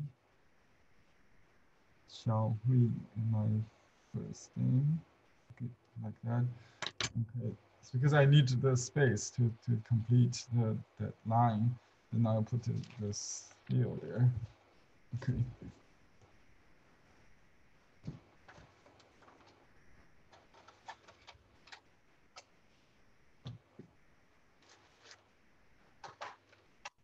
Okay. Yeah, I can use full name or just the last name. It doesn't matter. Oh, here's my just given name seal. You know, I just grab anything. It all works. Just a red spot. You know, there's no particular reason. Okay, let me see what they say. Okay. What's the meaning? 路园信街阳春雪. How do you translate it in Google? Maybe. Deer in the garden happily welcomes, accepting or greets. The Yangchun is the what's the season? I think that's early spring snow. Welcomes lucky. Xing could be lucky or fortune. Usually this season, the early spring snow is a good sign. By the way, deer is a Chinese symbol for not whales, but a specific kind of whales. It's called a stipend. Stipend is the official salary, usually given as estates, or you know, it could be the garden of the with deal or grants, you know, like measured by the food, how to say, grains, yeah, wheat or rice, that kind of thing. Stipend. It's not cash, but it could be cash, I think, or a bucket of silk. So official stipend is very reliable. It's like, you know, you work for government, you have a retirement plan. That's something like that, very secured life. The official career is always the best in China, even today, to be government officials. So stipend, pronounced as lu, is the same as the lu, deer in Chinese. So we always paint a deer to symbolize good official career, successful career in the civil service in the government. bureaucracy. Understand? Stipend, that's the word. So Lu,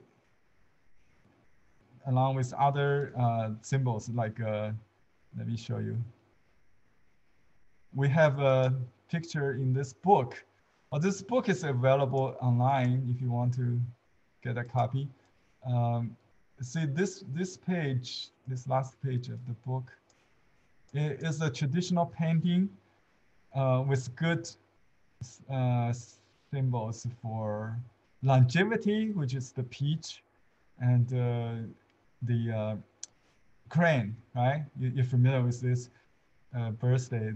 Sometimes it would be a good gift to have that. And also, if someone is in the pursuit of official career, is already in the system civil service, you can add this stipend, Lu, deer. So deer and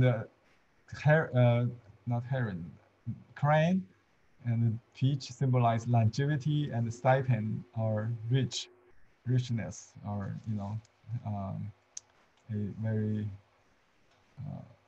respectful life, or yeah, because the official status is very high in traditional Chinese society, and the Lu symbolize their livelihood, the stipend the government give them. They are very well paid, right? So they don't have to craft. That's the idea. Okay. That's the meaning of this sentence. The spring snow falling in the garden this year. I just randomly checked online to search for these keywords. The snow and the deer. It comes up with this. I have to find out the author later. Anyway,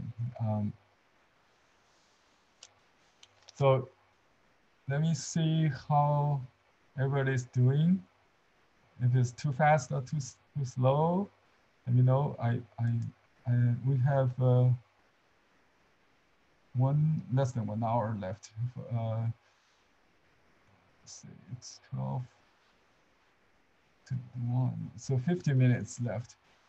There's some interruption. I'll be willing to extend a little bit longer, just to make it up.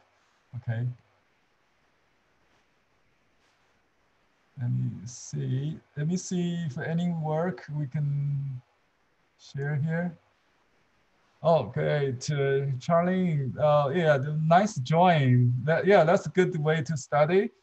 Just like I did in the sketchbook. Yeah, just take notes like that. It will help. Oh, beautiful, Terry. Your freestyle is as good as it's gonna be. Good. Yeah, I'm glad. Yeah, you did the same painting with me. Okay, Pamela. Yeah, I like the idea of a mountain, luxury mountain with 3 deers on top slope. That's a nice composition you made. I like the family. Beautiful. Okay. Suzanne, Mary, Tabush. Oh, beautiful. The couple. Yeah. Yeah. The front one could be a little darker than the back one. If it could still go back, but it looks very good. Very good. Yeah. Very good. So everybody doing a wonderful job. So now let me give you some more examples, and then we may choose one to do another complete painting. Okay.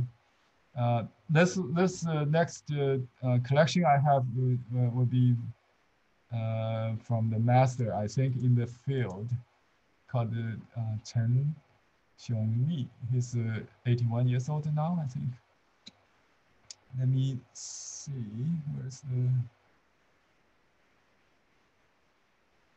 where do I find it?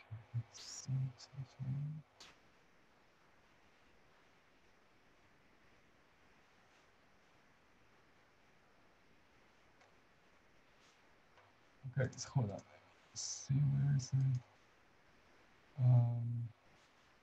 Properties, okay.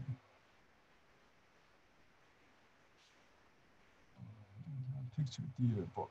Okay. Picture deer book.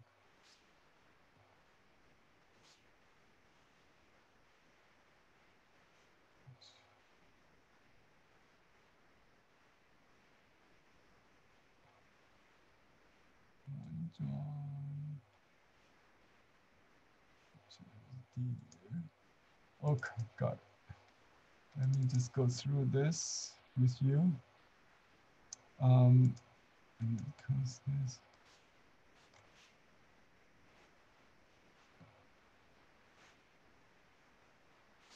Okay. It disappears. Yeah, this is a 3D painting by Chen Xiongli. This another one. I like the idea of putting a group of deer in a same painting along a river, a stream, which hide the feet. That I don't like to paint. You know why? This is grassland, like with the wild flowers. Let me put it larger so you can see better. Yeah, you can see there's always a host, like the leading deer, then the other deers follow. This one goes like a circle. It's also a stream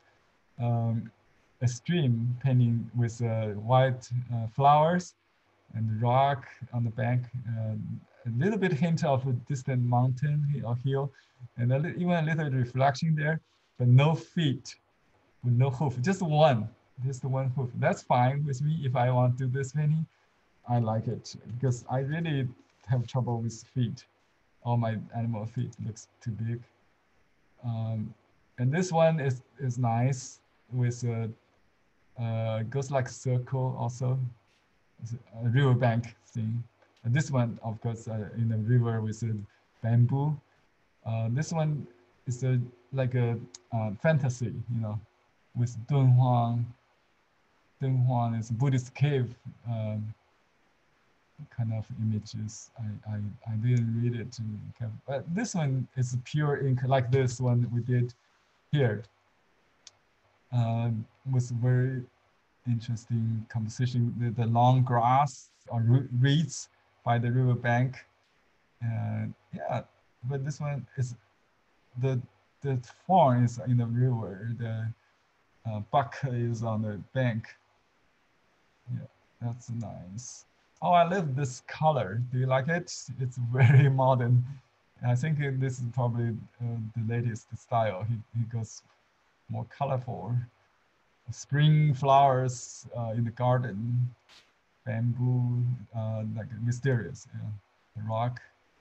But you know,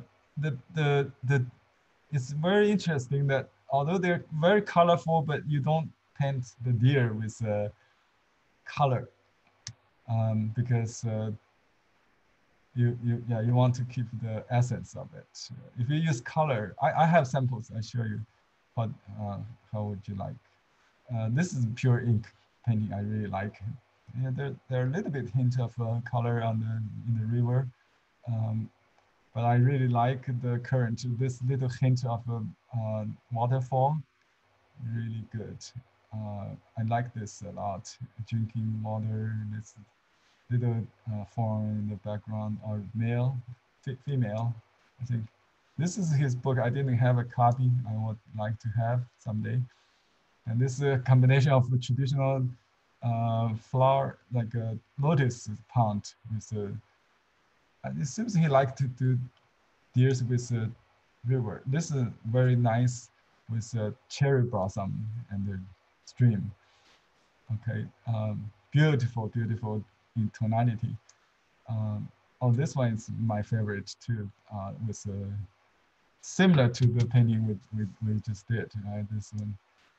Yeah, the same kind of two deer, one male, one female idea. Okay, and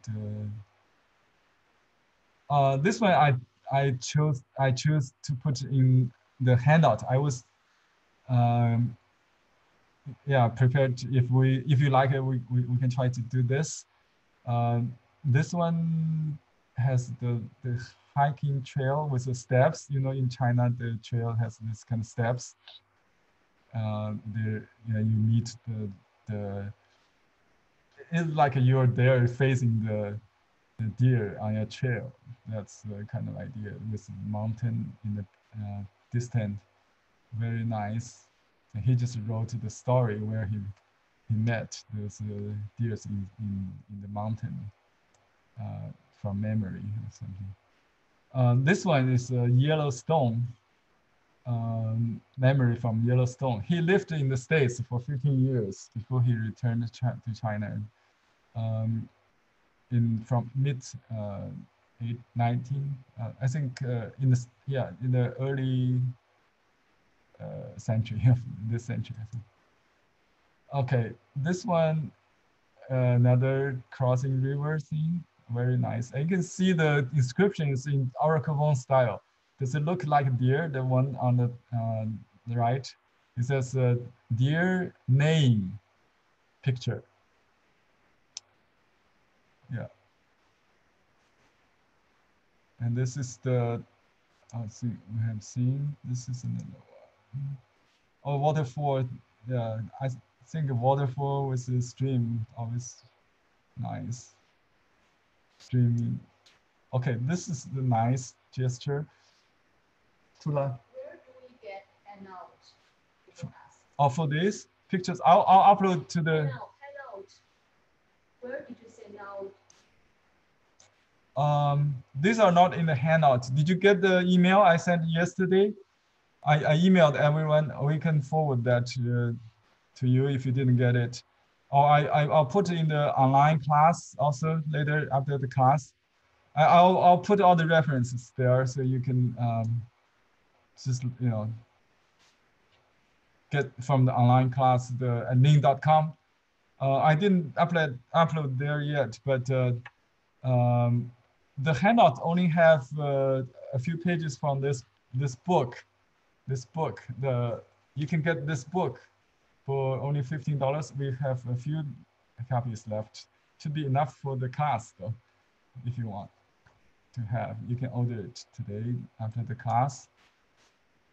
Yeah, this is a cleaner, larger copy of the Yellowstone.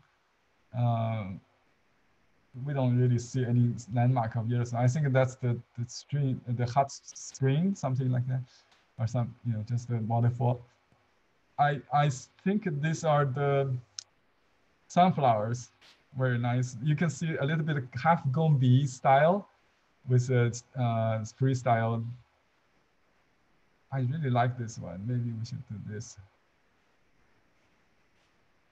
So I was debating between this one and the mountain trail one with the handout. This one is nice with a yellow flower. You know, we have lots of yellow flowers in the hill. I think he lived in Los Angeles. He's probably get that inspiration locally here. I really like this color. Beautiful. Willow tree. This is the three gentlemen or two, three gentlemen, orchid, plum of bamboo, and traditional. And this one has the same kind of like Yellowstone painting. This has waterfall behind. I like the color of these paintings. Very light, very delightful. It has the impressionistic feel for it. I don't know if I describe. Do you get it? He has influenced by impressionists. He said in his interview. Yeah. Okay, this is another stream, mountain stream view with some wild flowers, beautiful. And this one is similar to the one we just did with two, like orchids in the background. And this one has sun. This one has autumn leaves. And this one, cherry blossom. So his writing is part of the composition. He usually write the story or his artistic comment, like a series and things like that. His inspiration, basically. Yeah. This small piece of studies. That's his last year. He had show in this month. About exactly 1 year ago, he had celebrated his 80th birthday. That's the catalog. I don't have that catalog, but this is in the news online. I found. Okay. I love this one too. The flower, the white, the purple and the yellow combination. It's just very pretty. I like the ink in the animals and combined with colorful backgrounds, but not so much to destroy the ink rhythm. So that's the best. Oh, I really like this one, this falling stream. If this stone is a little lighter, it would be better. Maybe just one deer would do. It's very poetic, having falling water behind, like having death in the natural. That's what we need to go. Where do we need to go? Anyway, very nice color again. Oh, this composition, so beautiful. I like the hanging, just the branch of a giant pine tree. You're looking from the bird's eye view of a group running under the tree. It says this pine longevity. Again, it's a symbolism of longevity and happiness, maybe. Okay. All very good. All very good. This is the river scene. This is a river. Oh, that's the first one. So I'll do a quick demo. We have half an hour, so let's just pick one. I'll do the one we have in the handout. Let me see which one is that.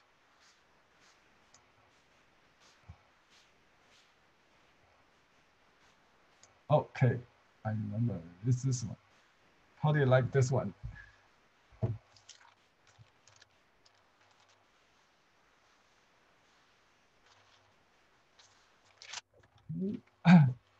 And it's a kind of squarish.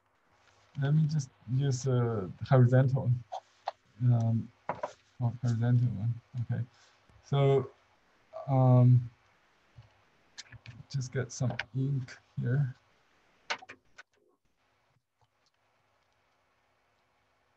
And you can see a little bit different approach, maybe with different artists. This a little different, I think, but basically the same. With this front view, like we started earlier, we'll do the head first, right? So I'm not going to draw. I better draw. So I'll give you some time to draw this if you want. So I would roughly put this head in the third. The third. This is the focal point, right here. So that's your focal point, and this a little bit off third, but definitely not in the middle. This is another head. This one just next to that. This is not important, so I'm not going to draw that one. So this is very important. You don't want to put the host right in the middle of the paper. So it's a little bit off the center. And just draw the body in an oval shape, maybe just 4 legs. Just the direction of the band is very important. The length of the leg, that's what I need. I don't want to draw the thickness of the line. but the angle, you know, maybe that's very important. The relationship. And notice the plane where they land. This is like that. So they are on a flat kind of slope though. So this front leg is longer than the back one. Let's just draw this first. Okay, I'll draw this shoulder first. Okay, then the body on the hip. Okay. And you can by repeat, you add some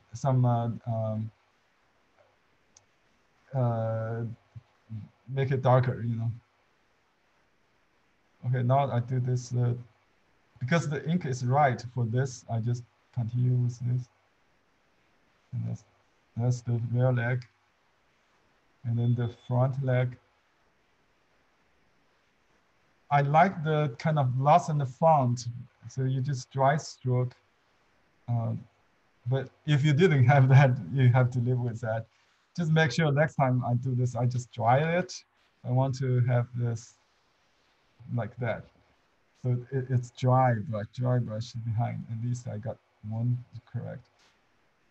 But it's okay, you cannot really duplicate someone's original, like it's very difficult to reproduce. Even himself cannot do that, you know.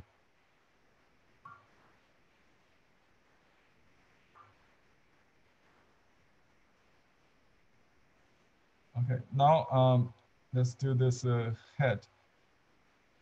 Just a triangular shape. I do this forehead first, and then the ear. We can do one narrower than the other or something. Just vary a little bit. And then the kickback for the nose, and then just draw. I just dip a little water, diluted the paper, and then lighten it, dry a little bit, draw the side of the cheek, and then just continue with the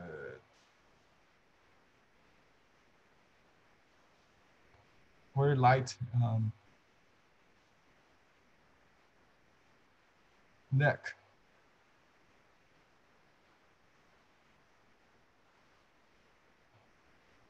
Okay. And the antler, just a little darker, but not too dark. We need to save the dark to the eye, things like that. So just darker, a little darker. We can try with a piece of paper. Always test, make it too dark. Add some water, too wet, you know, add some more, dry some more, things like that. So this shape is like W still, I think. 1, 2, 3, just like that. You know, simplify it and just curves in from the other side. Okay. Yeah, you better practice a little bit on a piece of paper so you get used to the move. You cannot hesitate when you do it. So that's the foreshortened the short branch in the front. That's the W in the end of the ankle. So I'm going to dot the eye later after this ink gets a bit more dry, but not too dry completely. So I also would do the dark tail later. So we just continue to the, let me see, I can outline the belly just like that, suggestively, in the chest, a bit suggestion. So my form should not be too far from the father of my parents. They should be, and then looking back. Yeah, it's interesting. So he kind of lead the group. So make sure the communication is interesting, you know, with the family. So we can make this two a little closer because I have larger paper than that original. So I'll make this a little separate, just a little separate. Okay, I did the fork head first. It's okay. You can make up that. There's some horn, something I really don't know sticking out. Anyway, probably the artists don't really know what they stand for. It's just okay. Neck and chest, shoulder. Okay. Just one stroke, basically the shape should be done no more than a couple of strokes. And then no hesitation to add the four.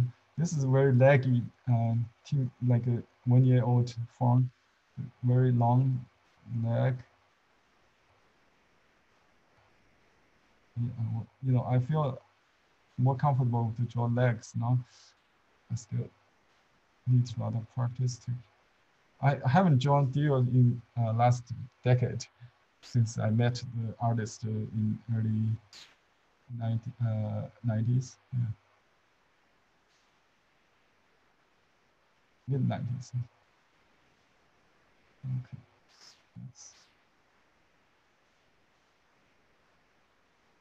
It's a little thick, but it's okay.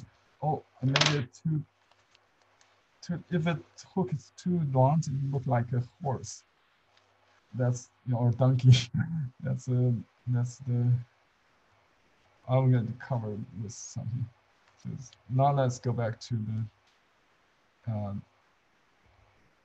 main gear to buck to add a little dot for the pattern, and then make sure it's very dark to dot the eye. So we really want the eye to stand out, very dark. And a lot of people, when they do animal, they use, they don't care about the tonality of, make the eye blurred. That's bad. So always make the eye the darkest. That's a good idea. Something, even if it's small, you have to keep the eyes darkest. Okay. Eyebrow, and this, just make it look young.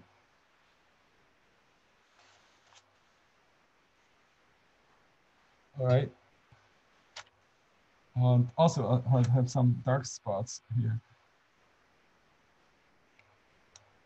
Oops. Rhythm is important.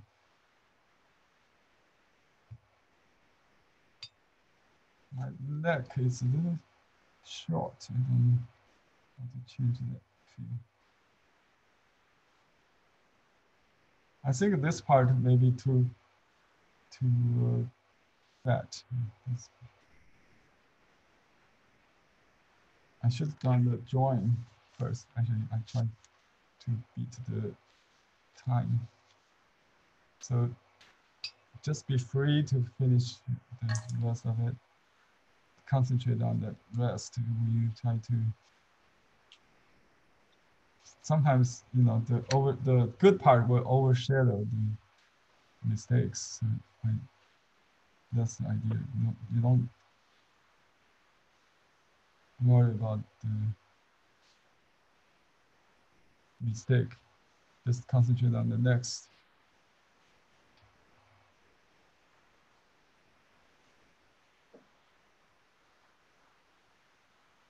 Okay, now the kick on the nose. I'm using the same brush. It's kind of try to make it easy. And sometimes it's a good idea to use smaller brush for details, for beginners especially. Okay.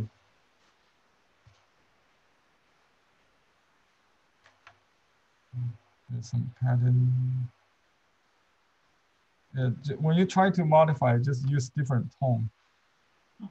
Just use different shape of the stroke. So you use dark into light. All right. This is actually, this one is a little too dark, too large. Anyway, this could be a little.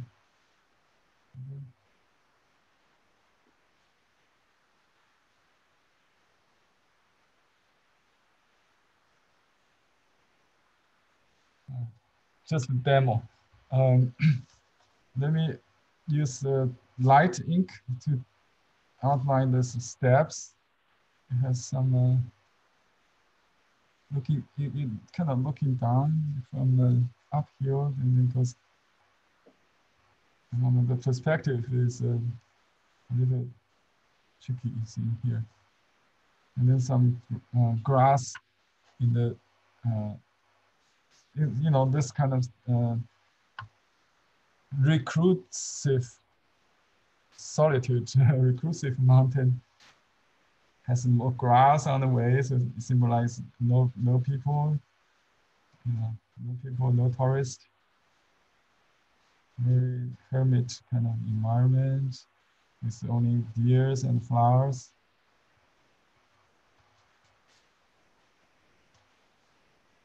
Just the grass.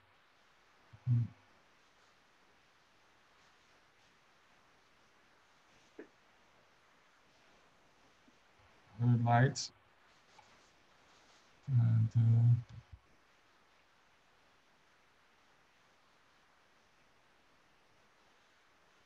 that's the trail going down here. Okay, then the branch, it's in the front of the painting. Is its closest, actually. Make it looks like a flower and birds painting. I call it. So animal painting could be landscape, or it would be just like a little little add-on, you know, like a scale to the large tree or mountains. Here is very useful in that regards, but it could also be major component in a flower and the birds kind of painting. You don't have to be birds, animals, flower and animals.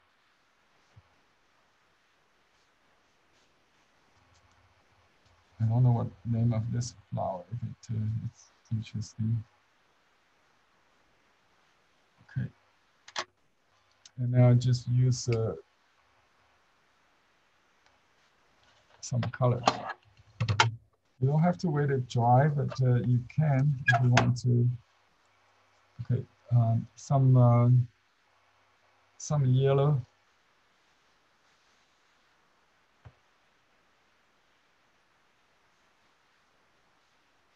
Grouping is the most important thing in flower painting. Don't worry about the individual flowers, just the group.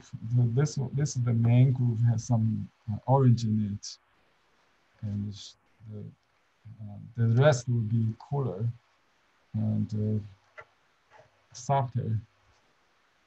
You can add more water.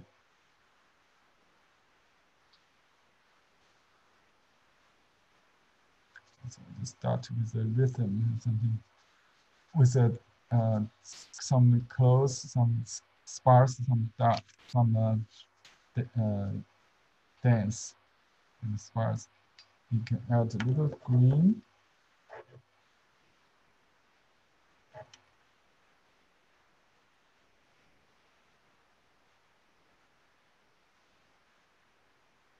Okay, now I use a little blue to make a green, just make it into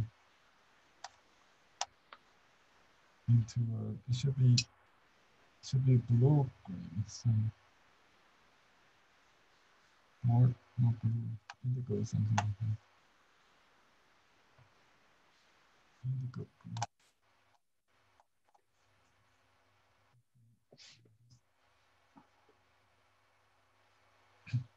wash the, you can just use ink, mute it maybe. Okay, just atmospheric perspective tells us the more it turns bluer when you get far away. So just add a little more blue, and eventually it would be just the blue and a little ink. Very, very light, very light, almost not seen in the distance. And just give a little shape of the peak.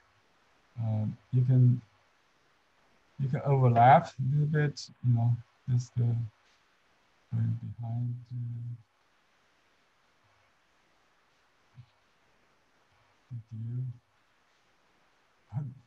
Try to ground them so they don't flow, but it doesn't matter. They might just appear in the mist.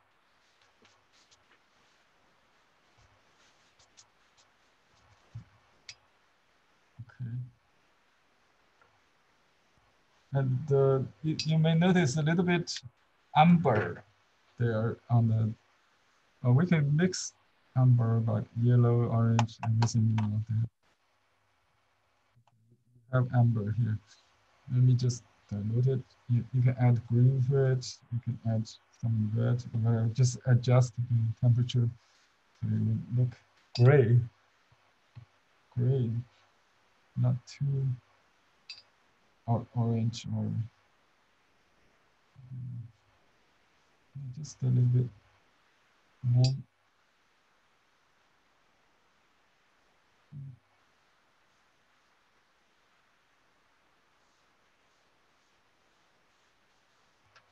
We call this color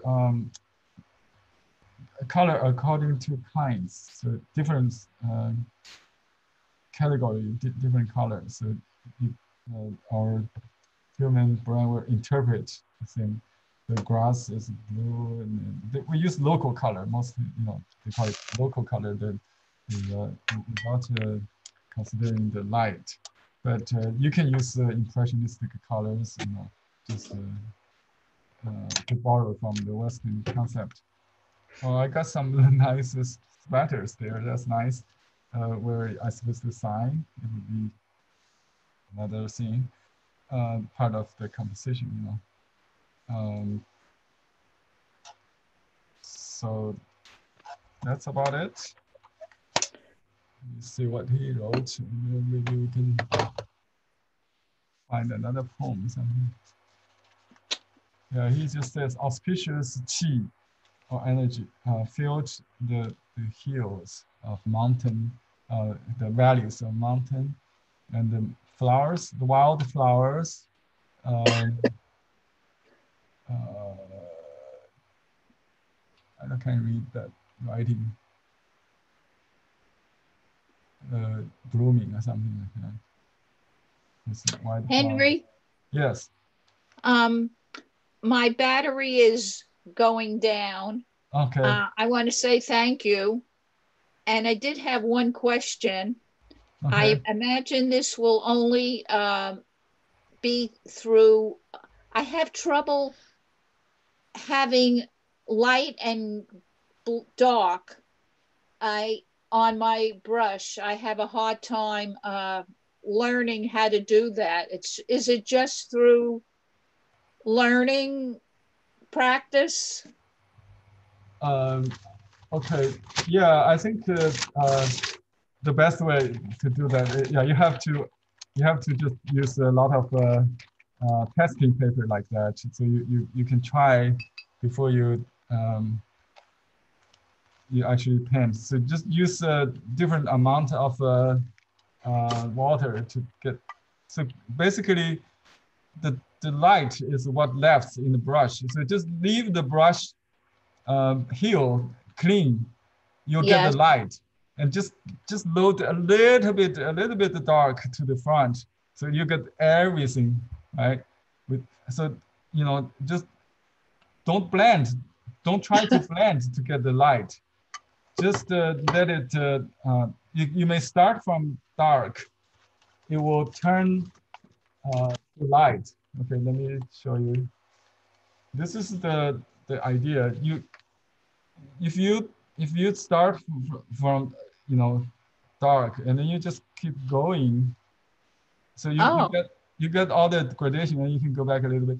So that's it's not a single tone, okay? And you can do it not just back and forth, back and forth. That will keep it even too smooth.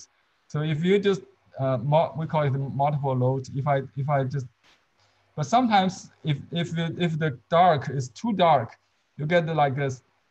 This is not very good.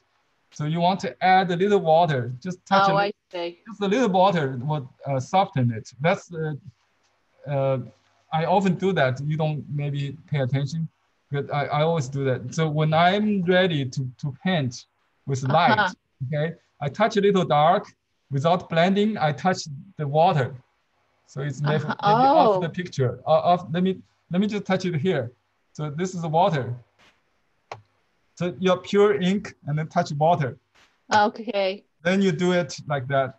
So you got the dark, lighter, dark, So the heel of the brush is clean. So you get a gradation along the way. Well, thank you very much, because I really enjoy these classes, and I'll see you next week. Okay, see you next Saturday. Yes. Thank you. Thank you very much. Thank you. Okay, any other questions? Let me see.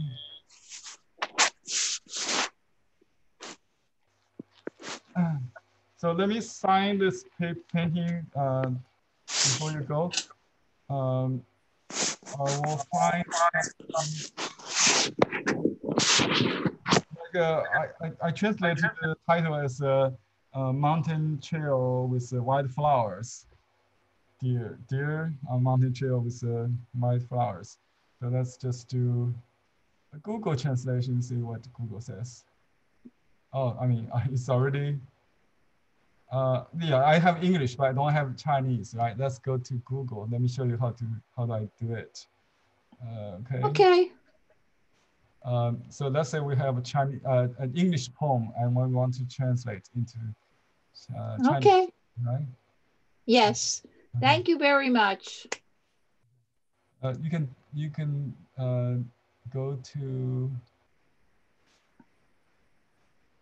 Google Translate.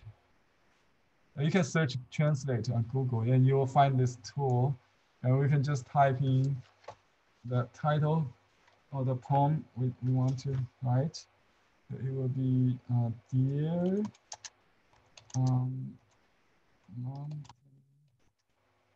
I think I'm typing Chinese. Sorry.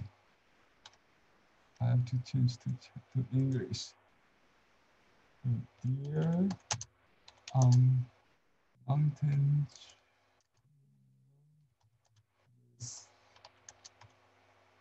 wildflowers.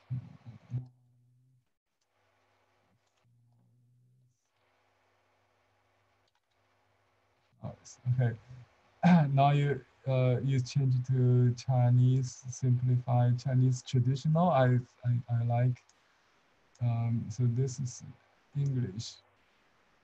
路与野花在山路上. So it just you need to maybe change this maybe put you can it's like imagery poem, so you reverse the order. Mountain trail. Okay, this should be mountain trail. So until I feel correct, the mountain trail.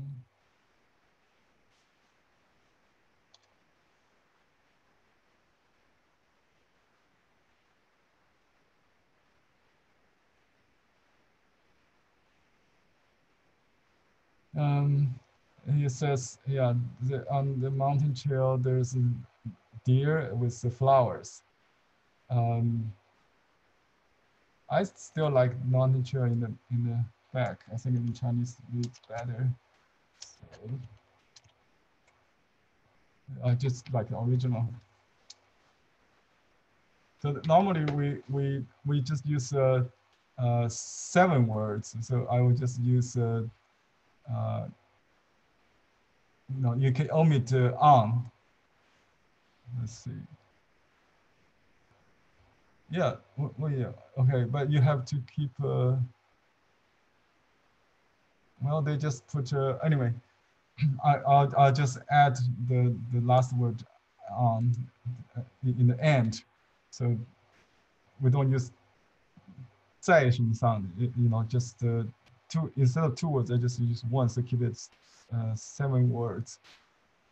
Let me return to. You can search this, one by one, different calligraphy. I think I gave you a site where you can convert the whole sentence into Chinese script.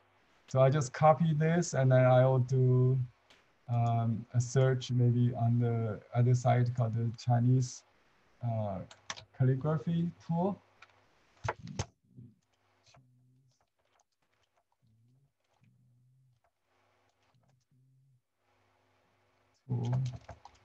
If you can find it, that's not this one. Tools of Chinese calligraphy. I forgot, where is that site? Chinese calligraphy tools. I don't know if there's a converter or something. Anyway, yeah, there's a link. I'll put it in the. I already give you someday that I think the tool you can put, you can convert the Chinese. Oh, I think that's here exactly what I want. So you just put in that words. I just copied, paste here, and I put a vertical, and I choose this cursive style, and click on get calligraphy. Here we go. So that's. I think there is a character missing, but I like it. You can omit that and, no, okay. So because I use the traditional characters, so it's this tool is only for simplified. So that one character is missing, but anyway, I'll add that. If you use simplified, you should have all the. Because this website only have the simplified font. So if I use the second character is missing because it was in traditional characters. So let me write it. You understand how this works? Yeah, just but you better ask me to confirm. But Google will do a good job, like it's understandable, but not perfect in most cases. So we have to just polish a little bit. So I will write that translation basically.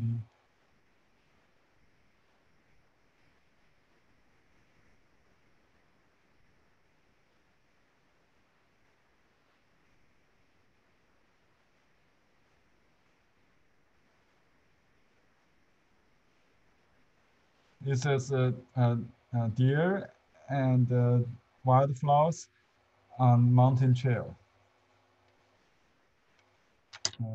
You don't have to add the word 上 means on.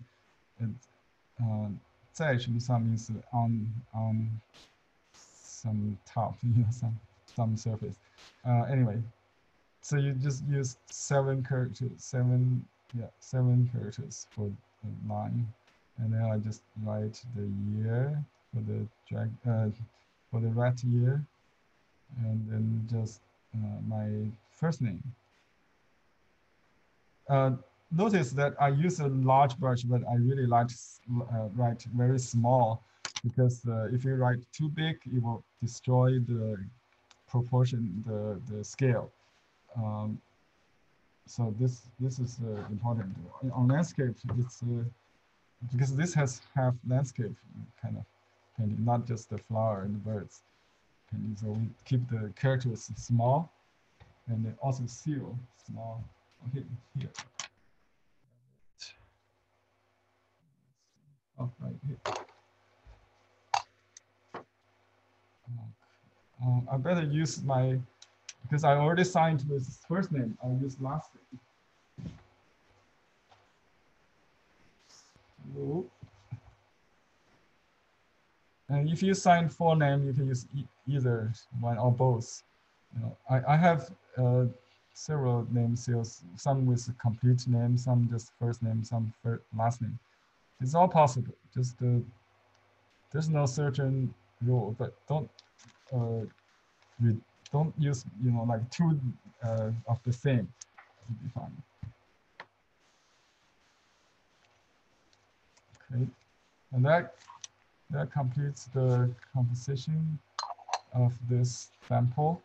I already gave you the sample in the handout I emailed. If you didn't get it, I will resend it to you, and I'll also upload to the website. I wish to see your homework there. And you can see how atmospheric this turns out. I wish you can see. It's very light, but after mounting, it will show the color. I really like this way, just very subtle color, you know. So nothing of the, except these branches to be darker than the deal. This one in the front, so this is the foreground, and not this is the middle ground, the focus, and then everything else is we don't use the grounds in this sense. It's two-dimensional basically. Yeah, we don't really paint distant mountains. I have a little hint of something in there. That's nice. So we got lots of sparkling, create a more kind of decorative effect. Yeah. Okay, so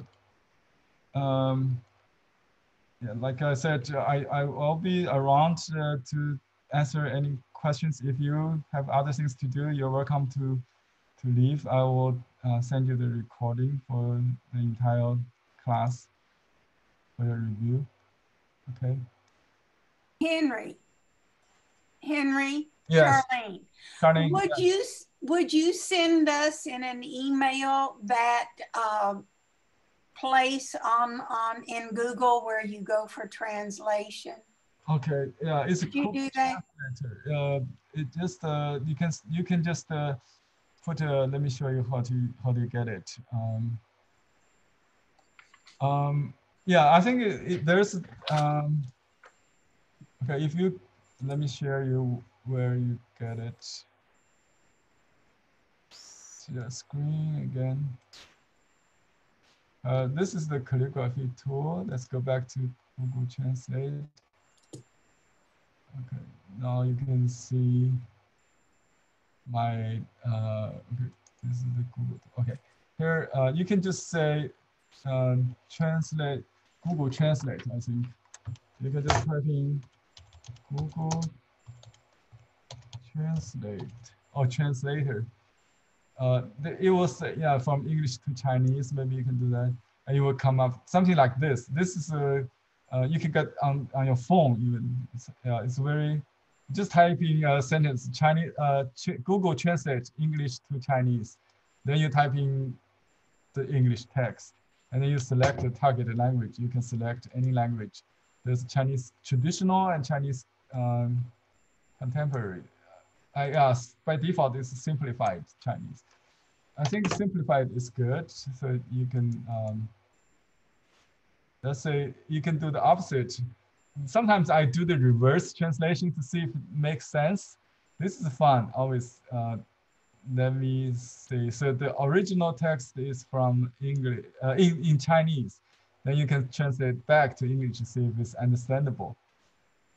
So this is traditional, simplified, let me see, traditional to, from, okay, this is from, simplified. It's a mountain road with deer and white flowers. Okay, makes sense. So when you modify something and then you can verify it, do a reverse translation, the mountain road, I said mountain trail, but mountain road is fine, right? Mountain road with deer and wild flowers. So that's what this says. That's what exactly this is. And then you can, you know, if you put, if you can copy this line, suppose this is the original, your poem, your creative line. You just paste there, and then you put target simplified Chinese. Okay, now this is English. English is here's this. Okay. Every time it comes different. You know what? Mountain roads should be behind. Yeah. So, yeah, but for Chinese reader, the mountain road should be behind this, even the English, right? So we can consider this like an imagery poem. You can just combine different words, and I think the Google Translator can tell you which one is which. If you highlight,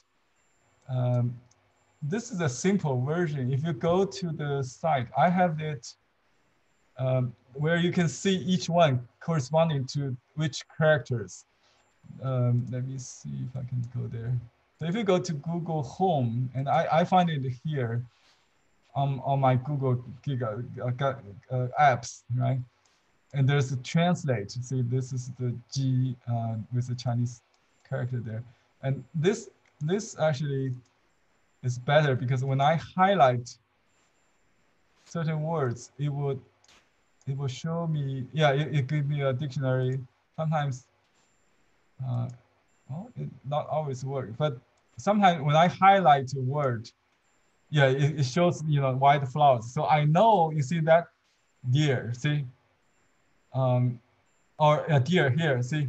So I can use it as a dictionary, and then I can arrange it, arrange the sequence. In Chinese grammar, in poetry, there's not much grammar. You just put together the images of different icons, you know, it creates that kind of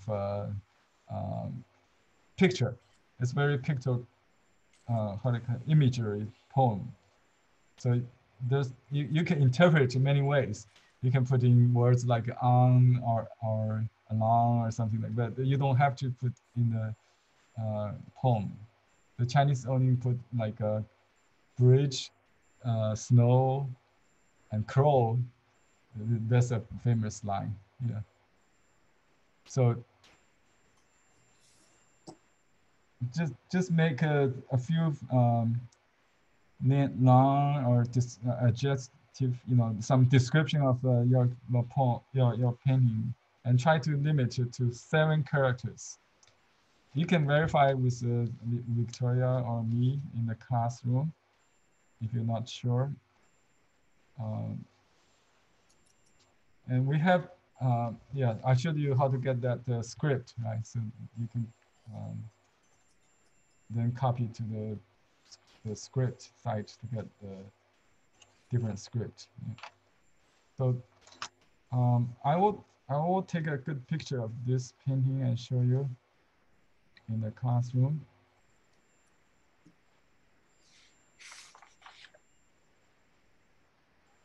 Okay, thank you for, sorry for all the technical challenges we had with the interruption of the internet service.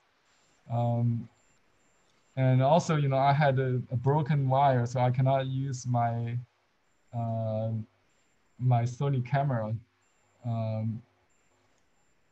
So next time I'll do better, sure, with more normal equipment. Okay, thank you. Henry? Yes. Huh? Today I had trouble signing in. You will receive an email because I was going, you sent an email, and so I clicked there and I put it on my calendar from my computer. Oh, I don't. And then I would sign in and it would say that you were already having a session and I couldn't get in. Then it made me register, and you know, finally I was able to get in at around 10 minutes later. But I don't know what happened because I did write down and did it by hand. So I don't know. Maybe you don't use the calendar. I No, think they did the same thing. I did the same thing and didn't use the calendar and had trouble getting in. I think it's because you were having the internet connections. We all had the same issue. Not you. Henry was having internet connection issues. So I didn't start the meeting on time, right? Yeah, I had the same thing. It said that there was already a meeting in progress, so you couldn't sign in. You just could leave the meeting. If you tried to sign in, it tried to sign you in as the host. Oh, I see. It's because there's no host. Yeah, that's what happened. Yeah, because it was interrupted. I didn't end. I didn't leave. So the host was still there. You were still logged in. Yeah, when I log in with my phone, I was not active as a host or something. Yeah, I think that has with the internet interruption. But this didn't happen very often, but when it happens, it's disastrous for us. It's technology, hard to control. Right. So we cannot live without the internet these days. Yeah. Right. So yeah, I'm glad that it works. You know, just the minute when we start the lesson for a while, then it went off again and come back. So this is a I hope just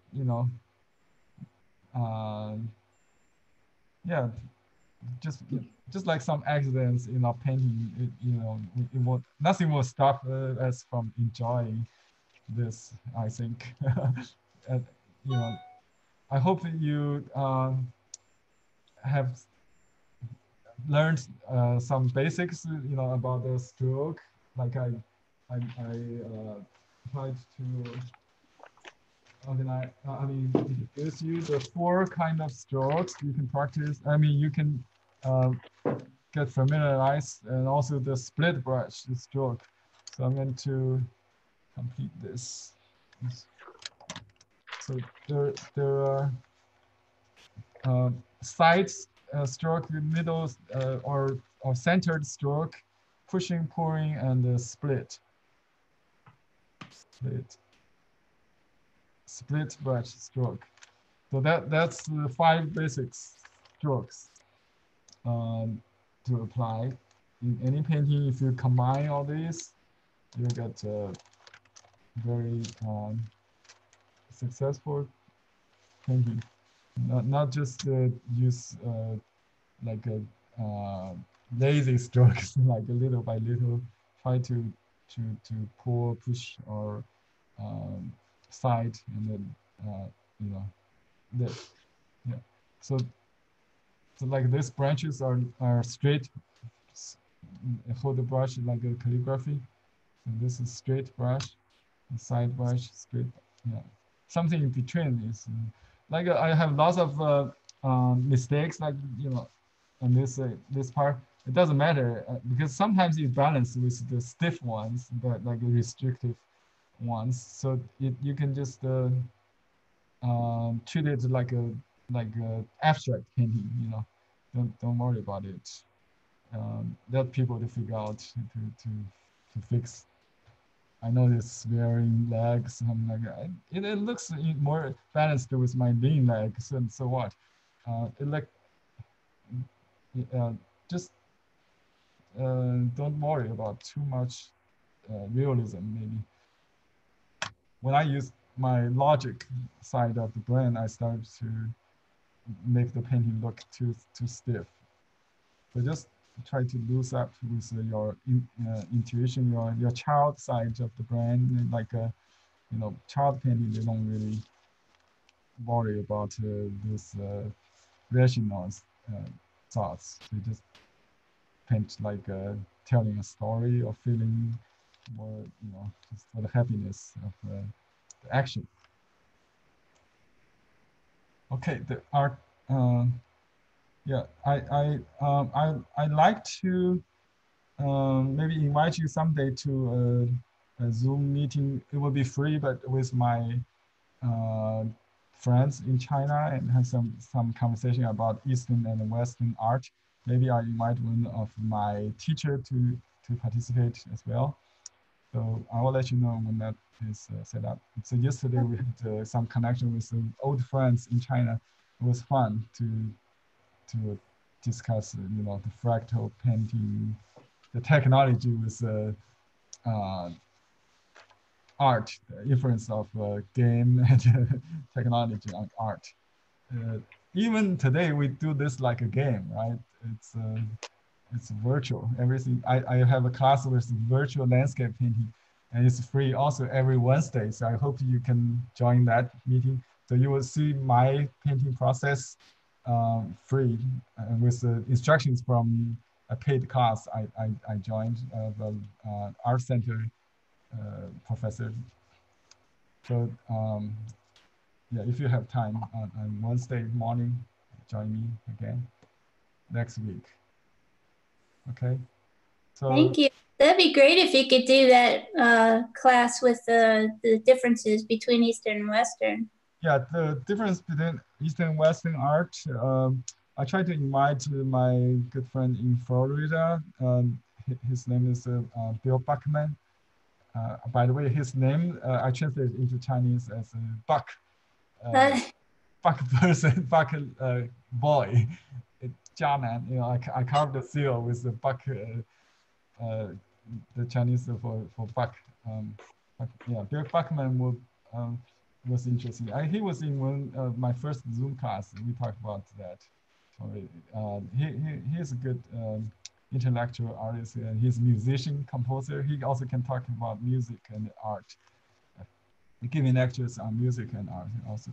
So he's good at zooming painting on abstract art and figure painting.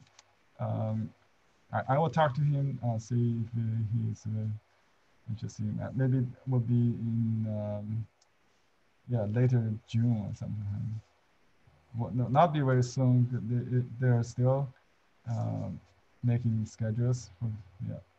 So it will be interesting. The audience will be both from overseas Chinese and some Chinese professors also. So they all speak and can understand English. So it will be in English, I hope.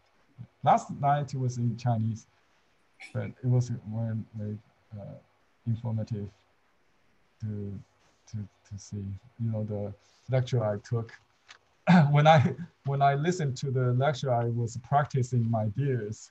So this is the gift I got from my daughter last Christmas. Oops.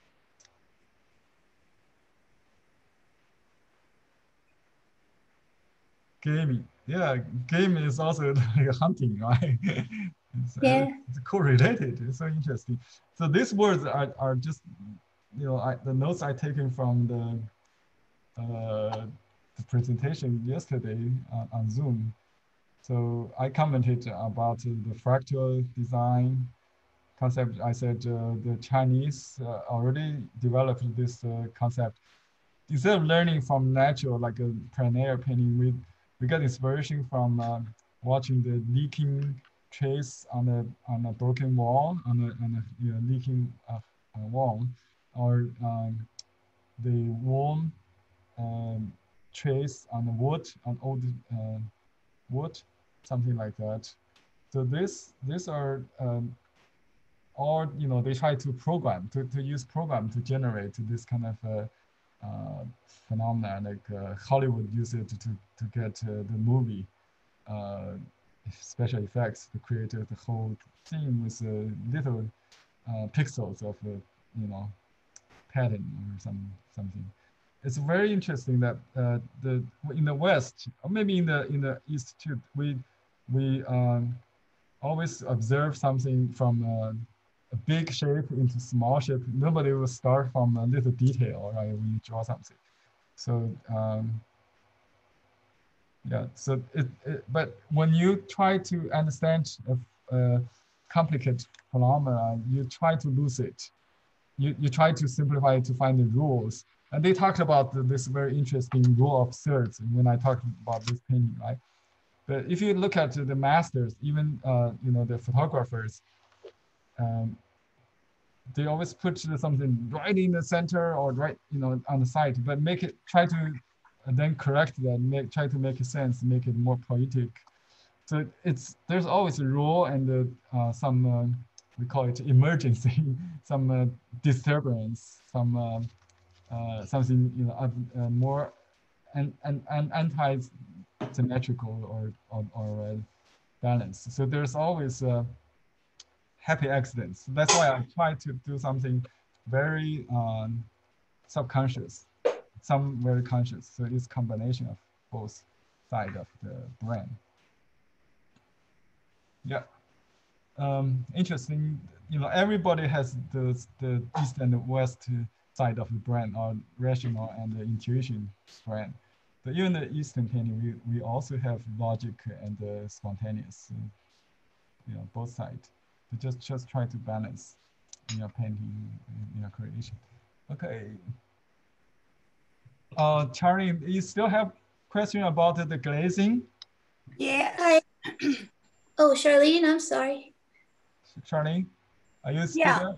I'm still here. Yeah, the glazing means to apply a color over another layer very lightly, with usually it's a transparent color. Oh, Or diluted color. The same color or a different color? It could be different, usually a flat, not a gradation, just you can change the tone. I can, for example, glaze this flower to make it more orange. So I'll use some reddish yellow and glaze it. You know, it will change the tone, the temperature of the what's underneath. I can make it cooler. Usually make it cooler or warmer. We use glazing. We can change without changing the value. We change the temperature of the color. You can also glaze a color on top of the ink. So while you maintain the value, you can make it more like a gray, warm gray, or cool gray. You know, that kind of. Okay. Yeah, you can use you can use a little brown to glaze on top of the. You can make it. You can glaze it. You know, just use just to add a little thin layer. It's like a glaze. Glaze is a term on pottery. It's like a transparent. So in other words, Henry, would you use the, instead of using the colors that you can't see through, you would use the transparent colors? Yeah, that's glaze. Okay. When you use opaque color, we call that embed. So I can use opaque color on those dark spots to cover it. We call that embedding. Oh, okay. Yeah. So there's embedding and glazing and a lot of different terms. I think usually I don't introduce those techniques isolated from the painting. So when you have, you know, when you study some subject matter, it requires embed. I would introduce that term, especially when you paint something very colorful like a peacock. We'll use that to make the lust of the green on the feather. So we will just embed it, you know, or glaze it. You can also. So yeah, basically the terminology that is not very important. just try to understand what you can do. When you try to change the temperature, you just, without changing the value, you can glaze it. You see, I just changed this part, you can see into a pinkish gray. So now you can see a little color, right? Yeah. Since we're on that subject, may I ask, when I was painting leaves on the cherry blossom flower or leaves, the underside, I didn't make a different tone. The top and the bottom look like they're the same tone. If I were to glaze with the light yellow on the bottom of the flowers, would that make that stand out? Say it again. What's your question? I didn't get. I'm sorry. Wait, this would be the Gong-Bi painting with the cherry blossoms. I know you had answered my question as far as being able to do like a light wash. Oh, yeah, I can go to the page to see that painting with you if you. I'm trying to make the bottom of the leaf and the top of the leaf different values because I made a mistake and made them all the same. So I didn't know if maybe the yellow glaze would help on the bottom of the leaves. Okay, let me go to the page with your painting so we can take a look.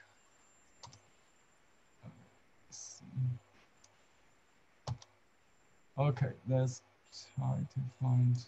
I think it's a lesson 59 still, right? Yeah, I added a new discussion because the other one was getting kind of long. Okay, let me share the screen so we can go together. I'm afraid to add anything and mess it up. Let me see. What do you mean? So this is the lesson. Yeah. Okay, hold on. Oh, I didn't. Oh, you're logged out? Just,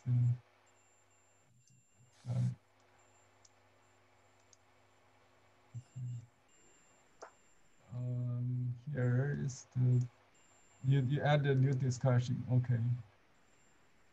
Good.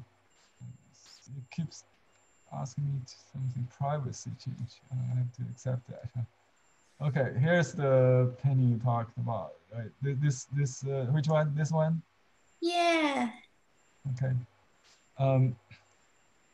So you're talking about glazing of yellow? On the leaves, the underside of the leaves. Oh, I did it I see what different tones. Let me test. Let's do some test. Okay. Let's see. Annotate. We have a spotlight erase. Mouse spotlight erase format. I think we can use draw. Oh, you're gonna try to add like some yellow to see what would happen? Yeah. Oh, okay. I could always do that in Procreate. I didn't think to try that. Okay. So, yeah, this is something you mean by adding yellow, right? Yeah, maybe not so much, but I know. Let's try a different yellow. So you want to talk about what about some cool stuff? Oh, like the mineral green? Yeah, you can make it I think not yellow. It should make it cooler. Maybe. Would you do that on the back? I'm sorry. I think normally the back is more like this. Remember we did last time with that flower, the gardenia. Yeah. The back is usually in this color. The front is more reddish. Yeah. Right. So I think this would be better than the yellow. No, I'm sorry. I mean the back of the paper. Oh, you put on the back of the paper with the yellow, you mean? You try to No, the mineral green. Should I do the mineral green on the back of the paper? Oh, you could. I think if it's a very thin paper, yeah, you just let it. It would be more subtle if you do that. Yeah, I think yeah, you can add mineral green on the back of the paper to achieve this same effect, right? Okay. Yeah, I think that would help. If not showing enough, you can use very thin glazing. So basically on the back, we don't call it glazing. We call it just backing. Stacking? Back up, or usually we use very opaque color, very thick color on the back, right? Right. So just flat wash, flat wash. Oh, okay. I understand. I could always try that. If it's not enough, just flip it and put the light coat. Yeah. I think that would make it separate, separate the two layers. So like here, you will have separate these two layers. Yeah. The front and back. Yeah, this is the back, right? That's why I like that. And I think that's appropriate. I'm not sure about this one. That's the back, yeah. Okay. Yeah, you don't have to do all the same, but you have to keep an eye on the balance of the whole thing. Let me go back to see if see, I can go back.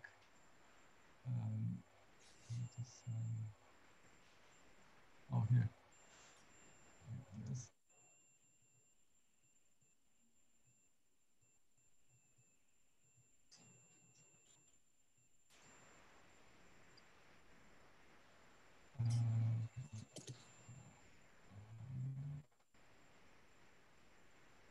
Okay, cannot find this page. I think I'm in trouble again.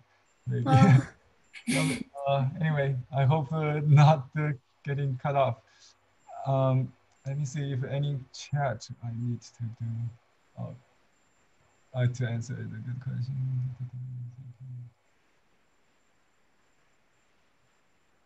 Okay, yeah, Victoria has typed in the translation from Google for you. Okay, so I'll put the chat in the recording as well. I'm going to stop the recording.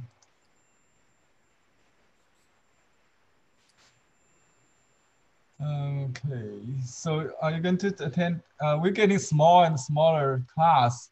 That's good for you guys. So I hope we will have more interactivity in the small class. I can see I can give you more personal help. But if you join next Saturday, we still have lots of room left. Okay, I hope you can make it. I'll be joining. What are you going to be painting? Good question. I have a book on squirrels. Would that be interesting? Possibly. Yeah, it's a possibility. Okay, yeah. Let's do squirrels. Okay. Yeah, I just released the book online at the same time as this one. So take a look of the squirrel book. If you'd like to order the book, you can order both of them together, maybe save shipping. Yeah. Well, I have a squirrel book also available online right now. Okay. Yeah. Okay. Well, we really enjoyed it. Yeah. Next week, let's hope the computer works okay. Yeah, I pray. Speaking from someone with experience. Right. Sorry about all the trouble, but thank you for your patience and you can't control that. The internet. Support. Terry, I tried your gardenia, but I tried it on the semi size paper. Size paper. And I didn't like it nearly as much as the silk. Oh, we did on silk. Oh, I see. You just try the Chicata wing paper is a full size, not semi size. Use the Chicata wing is very similar to silk effect, maybe. It's pretty too because it has the mica chips in it, so it's a little sparkly. Yeah. Oh, okay. Yeah. You use the Chicata wing paper or just regular sparkling paper, the sized Schuan paper, the full size, not the semi size. Yeah, that's the best for Gombi. unfortunately, I don't have time to do the Gombe in this class. It will be 4-day class, if we do that. But we can keep working on regular classroom. If you show me, I will give you some, help. In the online class, regular classroom. Yeah. Yeah. I hope I can make this class into a lesson, but I think I forgot to record the full thing because it's too long. It takes too long to edit it also.